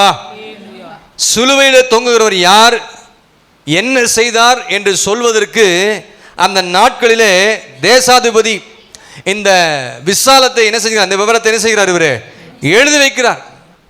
இந்த காரியத்தை அது எழுதி வைக்கிறார். ஏன்னா அந்த மேல் விசாலத்தை எழுதி சிலுவையில் ஏன் தொங்க வைக்கிறார்னா, அந்த சிலுவை பாதையில் அறையப்பட்ட இடம் ஒரு பிரதான சாலை. அறையப்பட்ட அந்த இடம் பிரதான சாலை. அங்கே நிறைய பேர் பிரயாணத்துக்கு போவாங்க, வருவாங்க, போவாங்க. இவர் யார் என்பதை அறிந்து கொள்வதற்காக அங்கே என்ன எழுதப்பட்டிருந்ததுங்க, இவன் யூதருடைய ராஜா. ஆமென். இந்த கல்லன் சிலுவையில் தொங்கின போது பல சித்திரவாதிகள் நடந்து கொண்டிருக்கலாம் பார்க்குறான் சுற்றிலும். அப்படி பார்க்கும்பொழுது இவன் கண்ணில் திடீர்னு அவன் கண்ணில் பட்ட ஒரு காரியம் என்ன தெரியுங்களா? 3வது செய்தி, இவர் யூதருடைய ராஜா. ஹல்லேலூயா. இவர் யூதருடைய ராஜா. இப்போதான் அவனுக்கு தெரியுது இவர் யாருன்னு, ஆண்டவர்னு இவன் கொஞ்சம் அறிஞ்சு கொண்டான். ஆனால் இப்போ அவன் அறிஞ்சு கொள்றான், இவர் இயேசு கிறிஸ்து, இவர் யூதருடைய ராஜா, என்னை ரட்சிக்க இவரால் கூடும் என்று விசுவாசிக்கிறான். ஆமென் சொல்லுங்க. ஆமென். இதுவரைக்கும் அவன் இவர் யார் என்று அறியாது இருந்தான். இப்போ கொஞ்சம் கொஞ்சமாக அறிஞ்சு இப்போ ஆண்டவர்னு சொல்லிட்டு இப்போ இயேசு கிறிஸ்து இவர் யூதருடைய ராஜா. அந்த பலகையை பார்த்த உடனே இவனுக்கு ஒரு தைரியம் வருது, விசுவாசம் வருது, என்னையும் ஆண்டவராக இயேசு கிறிஸ்து வல்லவராக இருக்கிறார் என்று. ஆரம்பத்தில் சொன்னேன், இவன் யாருங்க? இவன் ஒரு கல்லன். எந்த ஊர் கல்லன்? யூதன். இவன் ஒரு யூதன், நடக்கிறதெல்லாம் பார்க்குறான். ஆனால் இப்போ அவனுக்கு ஒரு காரியம் ஞாபகம் வருது. என்ன ஞாபகம் வருதுன்னா, 53ஆம் அதிகாரம், ஏசாயா 83ஆம் அதிகாரம் 3ஆம் வசனத்தில் அங்கே சொல்லப்பட்டிருக்கிறது, அவர் அசட்டை பண்ணப்பட்டவரும் மனுஷரால் புறக்கணிக்கப்பட்டவரும் துக்கம் நிறைந்தவரும் பாடு அனுபவிக்கிறவருமா இருந்தார். அவரை விட்டு நம்முடைய முகங்களை மறைத்து கொண்டோம், அவர் அசட்டை பண்ணப்பட்டிருந்தார், அவரை எண்ணாமல் போனோம். இந்த வசனம். அடுத்தது பார்த்தீங்கன்னா 22வது சங்கீதத்தில் பாருங்க. 22வது சங்கீதத்தில் 16ஆம் வசனத்திலையும் 17ஆம் வசனத்தில் நீங்கள் பார்க்கும் பொழுது அங்கே சொல்லப்பட்டிருக்கிற வசனத்தை வாசிக்கிறேன் பாருங்க. நாய்களினை சூழ்ந்திருக்கிறது, பொல்லாதவர்களின் கூட்டம் என்னை வளைந்து கொண்டது, என் கைகளையும் என் கால்களையும் உருவ என் எலும்புகளை எல்லாம் நான் எண்ணாமல் அவர் என்னை நோக்கி பார்த்து கொண்டிருக்கிறார்கள். இதெல்லாம் ஞாபகம் வருது. இதுவரைக்கும் அவனுக்கு இந்த வார்த்தைக்கு அர்த்தம் தெரியாமல் புரியாமல் இருந்ததான இந்த வசனங்கள், யூதர்கள் கூட இந்த வார்த்தைகள் இந்த வசனங்கள் புரியாமல் இருந்தது. ஆனால் இப்போதான் அவனுக்கு புரியுது. என்ன புரியுது? இது மேசியாவுக்காக சொல்லப்பட்ட இந்த வசனங்கள் வார்த்தை என்று புரிய வருது. அல்லேலூயா. அத்தனை நற்குணங்கள் இருக்குது, அத்தனை நல்ல சுபாவங்கள் இருக்குது. இவர் தான் மேசியா என்பதை இவன் இப்பொழுது புரிந்து கொண்டான். இப்போ அவன் ஜெபிக்கிறான், ஆண்டவரே நீர் உம்முடைய ராஜ்யத்தில் வரும் பொழுது அடியேனை மேசியாவுக்கு தான் ராஜ்யத்தை கொடுப்பதற்கு அதிகாரம் உண்டுன்னு இப்போ புரியுது அவனுக்கு. ஆத்மாவை கொடுத்து பாரம் பட்டான். ஆனால் இப்போ அந்த இடத்துக்கு அந்த ராஜ்யத்துக்கு போனால் யார்கிட்ட தான் பெற்றுக்கொள்ள முடியும்? மேசியா இயேசுவிடத்தில் பெற்றுக்கொள்ள முடியும். அவருக்கு தான் அதிகாரம் இருக்கு என்பதை அறிந்து கொண்டு ஆகவே தான் ஜெபிக்கிறான். ஒரு ராஜ்யம் இருக்கு, யாருக்கும் கொடுக்க வல்லவர் மேசியா என்பதை விசுவாசிக்கிறான். ஆண்டோட்ட வாயை திறந்து ஜெபித்து கேட்கிறான். நித்திய ராஜ்யத்தை கொடுக்கக்கூடிய வல்லவர் அவர் மேசியா இயேசுவை விசுவாசிக்க பொழுது ஜெபிக்கிறான். என்ன ஒரு விசுவாசம் பாங்க வாழ்க்கையில். ஆண்டவரேன்னு கூப்பிட்டுட்டான், உம்முடைய ராஜ்யத்தில் என்னை நினைத்துள்ளும். அதான் என்ன செய்யறான், இப்படிப்பட்ட கல்லனையும் ஆண்டவர் ரட்சிப்பார் என்ற அந்த விசுவாச நம்பிக்கை அவன் வாழ்க்கையில் வந்தது. பைபிள் பார்த்ததில், கூட்டங்கள் பங்கு பெற்றதில், சபைக்கு போனதில் எங்கேயும். ஆனால் இயேசுவை பார்த்து இந்த செய்தியெல்லாம் கேட்டு, இந்த 3 செய்திகளை கேட்டு அசைக்கப்பட்டவனா ஒரு முடிவுக்கு வந்துட்டான், இவர் தான் மேசியா. அல்லேலூயா. இப்படி கேட்டான் பாருங்க, உடனடியாக இயேசுனுடைய இருதயம் அசைஞ்சிச்சு. இப்போ யாருடைய இருதயம் அசைக்கப்பட்டது? நான் இவ்வளோ வழியில் துடிச்சிட்டு இருக்கிறேன், ஆனால் நீ இவ்வளோ வேதனையிலும் பிதாவே என்ன சொல்றான், ஆண்டவர் உம்முடைய ராஜ்யத்தில் வரும்பொழுது அடியேனை. இதை அந்த கள்ளம் பேசுறோன்னா ஆண்டுடைய இருதயம் அசைந்து விட்டது. இயேசுவை போல தான் இவனு சிலுவையில் தொங்குறான். இயேசுக்கு இருந்த அதே வேலை தான் இருக்குது. அப்படிப்பட்ட நேரத்திலையும் இவன் என்ன செய்கிறான், ராஜ்யத்தை கேட்கிறான், என ராஜ்யத்துக்காக ஜெபிக்கிறான். ஆண்டவரேன்னு சொல்றான். அதை சொன்ன உடனே அதை கேட்ட உடனே ஆண்டவர் சொல்றாரு 43ஆம் வசனத்துல, இன்றைக்கு நீ என்னோடு கூட பரதேசில் இருப்பாய் என்று மெய்யாகவே இன்றைக்கே நீ இருப்பாய்ன்னு சொல்லிட்டார் ஆண்டவர். ஆண்டவர் தாமதிக்கல, மனம் திரும்பி உள்ள வந்துட்டான், ரட்சிக்க வந்துட்டான். ஆண்டவர்னு சொல்லிட்டான், வார்த்தையை கேட்டான், ஏற்றுக்கொண்டான், விசுவாசிச்சான். ஆண்டவர் என்ன நினைத்தலும் சொன்ன உடனே ஆண்டவர் அவனோட லிஸ்ட் எல்லாம் எடுத்து பார்க்கல, சொன்ன ஒரே ஒரு வார்த்தை, இன்றைக்கு நீ என்னோட கூட பரதேசில் இருப்பாய். சபையை நீ மனம் திரும்பினா, நீங்க உண்மையான ரட்சிப்பை பெற்றுக்கொண்டா, வார்த்தை உங்களுக்கு இருக்குது, வசனம் இருக்குது, பைபிள் இருக்குது, எல்லாமே இருக்குது. இந்த மூன்றையும் நம்ம அறிந்து கொண்டு இன்னும் மனம் திரும்பாம ரட்சிக்கப்படாம இருந்தா அந்த அடுத்த கல்லனை போல நரகத்துக்கு தான் போவீங்க. ஆமாவா இல்லைங்களா? இவனுக்கு ஆத்தும பாரம் இருந்துச்சு, வரப்போகிற அழிவு நான் தப்பித்துக்கணும், என் ஆத்துமா எப்படியாச்சும் பரலோகம் போகணும், ஒரு ஒரு பாரம், ஒரு தாகம் இருக்குது. சபைக்குள்ள எத்தனை பேருக்கு அப்படி இருக்குது? சும்மா பணம் சம்பாதிக்கிறது விஷயம் இல்லை, ஆத்துமா மேலே போய் ஒழுங்காக போய் சேரணும், அதுதான் ரொம்ப முக்கியம். காணிக்க கொண்டு வந்து போகிறது பெரிய விஷயம் இல்லை. உங்கள் ஆத்துமா விளையேற பெற்றது, இந்த ரட்சிப்பு விளையேற பெற்றது, உங்களுடைய சரீரம் விளையேற பெற்றது, கிருபையால் ரட்சிக்கப்பட்டிருக்கிறீங்க. பரிசுத்தம் இருந்தால் தான் தேவனுடைய தரிசிக்க முடியும். எத்தனை பேர் ஆமென் சொல்கிறீங்க?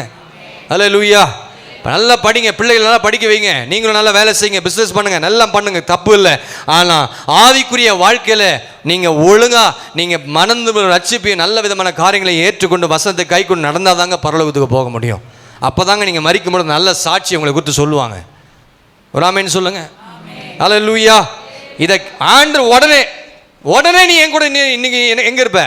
பரதேசில் இருப்ப. அப்படின்னா நீங்களும் நானும் அப்படி விசுவாசித்து பரிசுத்தத்துக்காக பாவத்திலிருந்து நான் விடுதலை பெறணும், ஆண்டவரே என்ன நான் சரியான ஒரு சுத்திகரிப்பான ஒரு வாழ்க்கை வாழணும்னு சொல்லி நீங்கள் ஜெபிக்க ஆரம்பிச்சு, அப்படிப்பட்ட ஊக்கமான ஜெபம் அந்த கல்லை நிறைவேற்றது போல நீங்களும் ஜெபித்தால் நித்திய ஜீவனை தருவார், ராஜ்யத்தை சுதந்திரத்துக்குள்ள பாக்கியத்தை கத்த நமக்கு தருவார். ஏன்னா இயேசுவால் கூடாத காரியம், அவரால் கூடாத காரியம் ஒன்றுமே இல்லை. அவர்தான் அதை தரக்கூடிய வல்லவர்.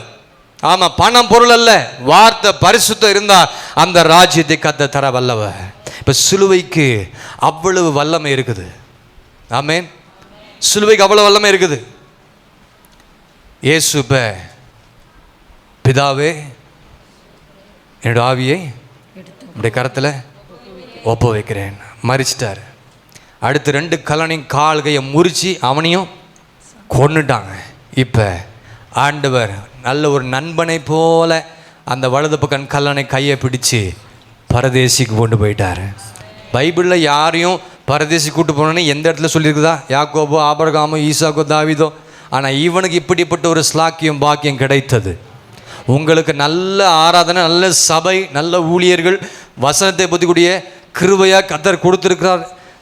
நீங்களும் நானும் வார்த்தைகளை ஏற்றுக்கொண்டு அதன்படி வாழ்ந்து பரிசுத்தத்தோடு இருந்தீங்கன்னா உங்களையும் ஒரு நாள் கையை பிடிச்சிட்டு ஆண்டவர் அந்த இடத்துக்கு கொண்டு போய் சேர்க்க வல்லவராக இருக்கிறார்.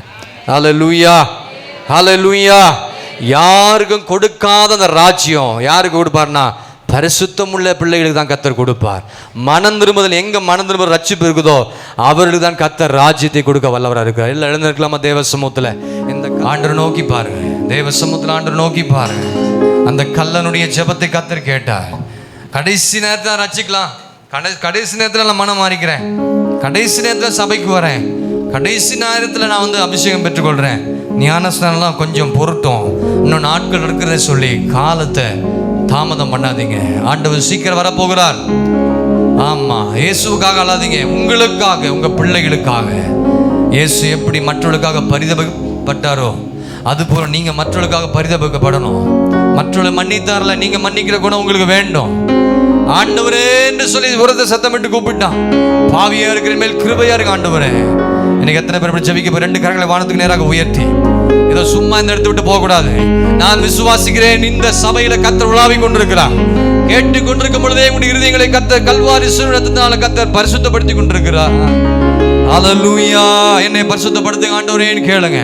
எத்தனை வருஷம் வார்த்தை கேட்கிறப்பா, இன்னைய வாழ்க்கையில சரியான ஒரு மனம் திரும்புதல் இல்லை ஆண்டவரே. என்னை ஆண்டவரே என்னுடைய இருதயத்தை ஆராய்ந்து பார்த்து சுத்திகரித்துக் கொள்ளக்கூடிய நல்ல வார்த்தைகளை கர்த்தர் எங்களோடு கூட பேசுகிறப்பா. எங்களை பரிசுத்தப்படுத்துவீராக, எங்களை சுத்திகரித்துக் கொள்வீராக ஆண்டவரே. உம்முடைய ராஜ்யத்தை எங்களுக்கு தருவீராகப்பா என்று சொல்லி விசுவாசத்தோடு நம்பிக்கையோடு அறிக்கை செய்து, இயேசு தேவா அர்ப்பணித்தே என்னையே நான் இயேசுதேவா அர்ப்பணித்தே என்னையே நான் அர்ப்பணித்தே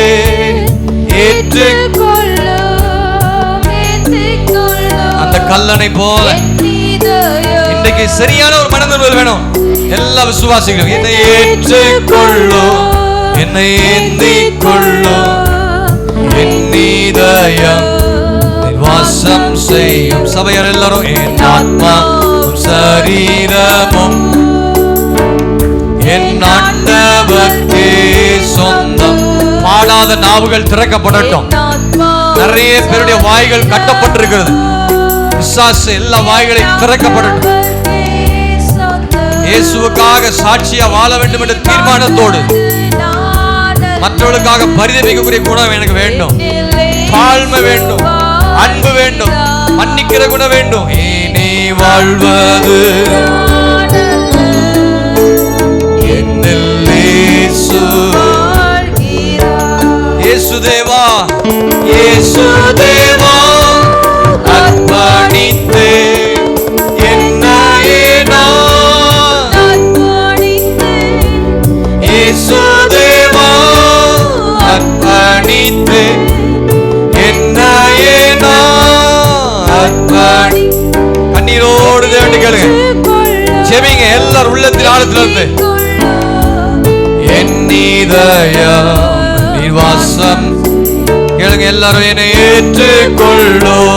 பணமோ உன் பொருளோ உன் வீடோ உன் ஆஸ்தியோ உன் சொத்துக்களோ உன்னை பரலோகத்துக்கு கொண்டு போகாது. உன்னுடைய பரிசுத்தமான வாழ்க்கை தான். கேளுங்க ஆண்டவரே, ஏந்திக் கொள்ளோ என் இதயம் நீர் வாசம் செய்யும், என்னை ஏற்றுக்கொள்ளும், என்னை ஏந்திக் நீர் வாசம் செய்யும். தேவ சமூகத்தில் கர்த்தர் இந்த நாள் நம்மோடு கூட இடைப்பட்டு இருக்கிறார். நம்முடைய வாழ்க்கையில கர்த்தர் கொடுத்த இந்த கடைசி சந்தர்ப்பம் உங்களுக்கு கிருபையாய் நாட்களை கூட்டி கொடுத்திருக்கிறார், கிருபையாய் நாட்களை எண்ணி கொடுத்திருக்கிறார். வாலிப தம்பி தங்கச்சி சிறு பிள்ளைங்க, பெரியவங்களே, பெற்றோர்களே, தாய்மார்களே, வயதானவர்களே, வந்திருக்கிற ஒவ்வொருவரையும் கர்த்தர் உங்களை அழைக்கிறார். மனம் திரும்ப வேண்டும் என்று அழைக்கிறார். நீ ரட்சிப்புக்குள்ள நீ வளரணும்னு கர்த்தர் உன்னை அழைக்கிறார். இனி காலம் செல்லாது, இனி காலம் எப்படி இருக்குன்னு நமக்கு தெரியாது. வேதனைக்குள்ளான காரியங்கள் நடக்க போகிறது.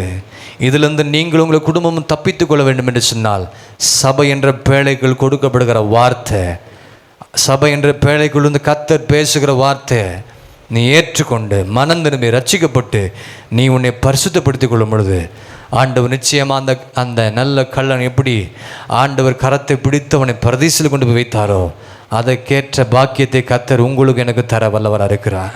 நல்ல வீடுகளில் போய் ஜெபிங்க, அறிக்கை பண்ணுங்க, அழுது புலம்பி தேவ சமூகத்தில் இரக்கத்துக்காக மன்றாடி ஜெபிங்க. கர்த்தர் நிச்சயமாகவே நம்ம கிருபை பாராட்ட வல்லவராக இருக்கிறார்.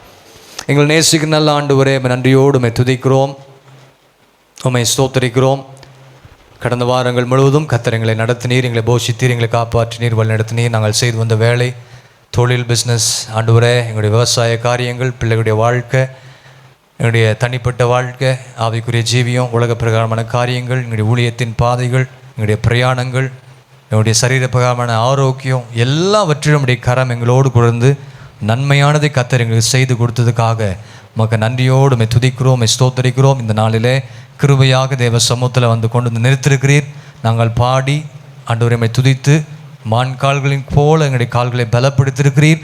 நாங்கள் விசுவாசிக்கிறோம். தொடர்ந்து நாங்கள் போய் சென்று வருகிற நாட்களிலே நாங்கள் செய்கிற வேலையிலும் தொழிலும் பிஸ்னஸ்லையும் படிக்கிற பிள்ளைகள், விவசாயம் பண்ணுறவங்க எல்லாருக்கும் வேண்டிய பலனை தாங்க.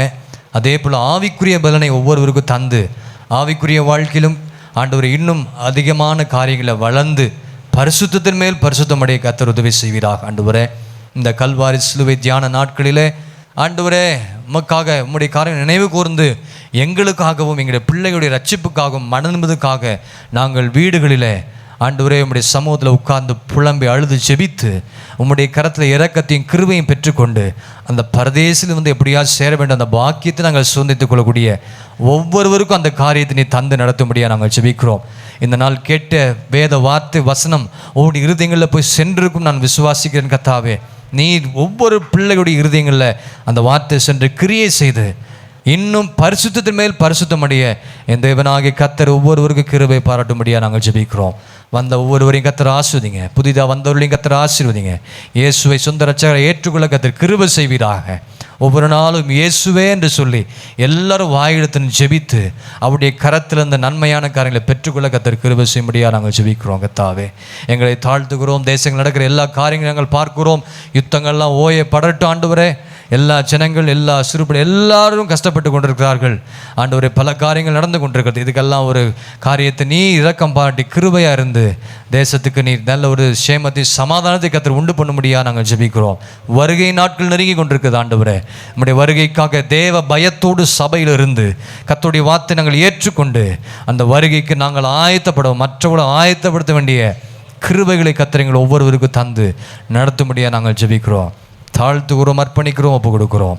இயேசு கிறிஸ்து மூலம் ஜெபம் கேளும் எங்கள் ஜீவன் நல்ல பிதாவே, ஆமென். என் ஆத்துமாவே கர்த்தரை ஸ்தோத்திரி, என் மூலமே அவருடைய பரிசுத்த நாமத்தை ஸ்தோத்திரி. என் ஆத்துமாவே கர்த்தரை ஸ்தோத்திரி, கர்த்தர் செய்த சகல உபகாரங்களையும் மறவாதே. ஆமென், ஆமென். நம்முடைய கர்த்தராகிய இயேசு கிறிஸ்துவின் கிருபையும் பிதாவாகிய தேவனுடைய அன்பும் பரிசுத்தமானுடைய அந்யோன்ய ஐக்கியமும் இன்றும் என்றும் சதா காலங்களிலும் நம் அனைவரோடு கூட இருப்பதாக. ஆமென், ஆமென். ஹல்லேலூயா, அல்லேலூயா, அல்லேலூயா.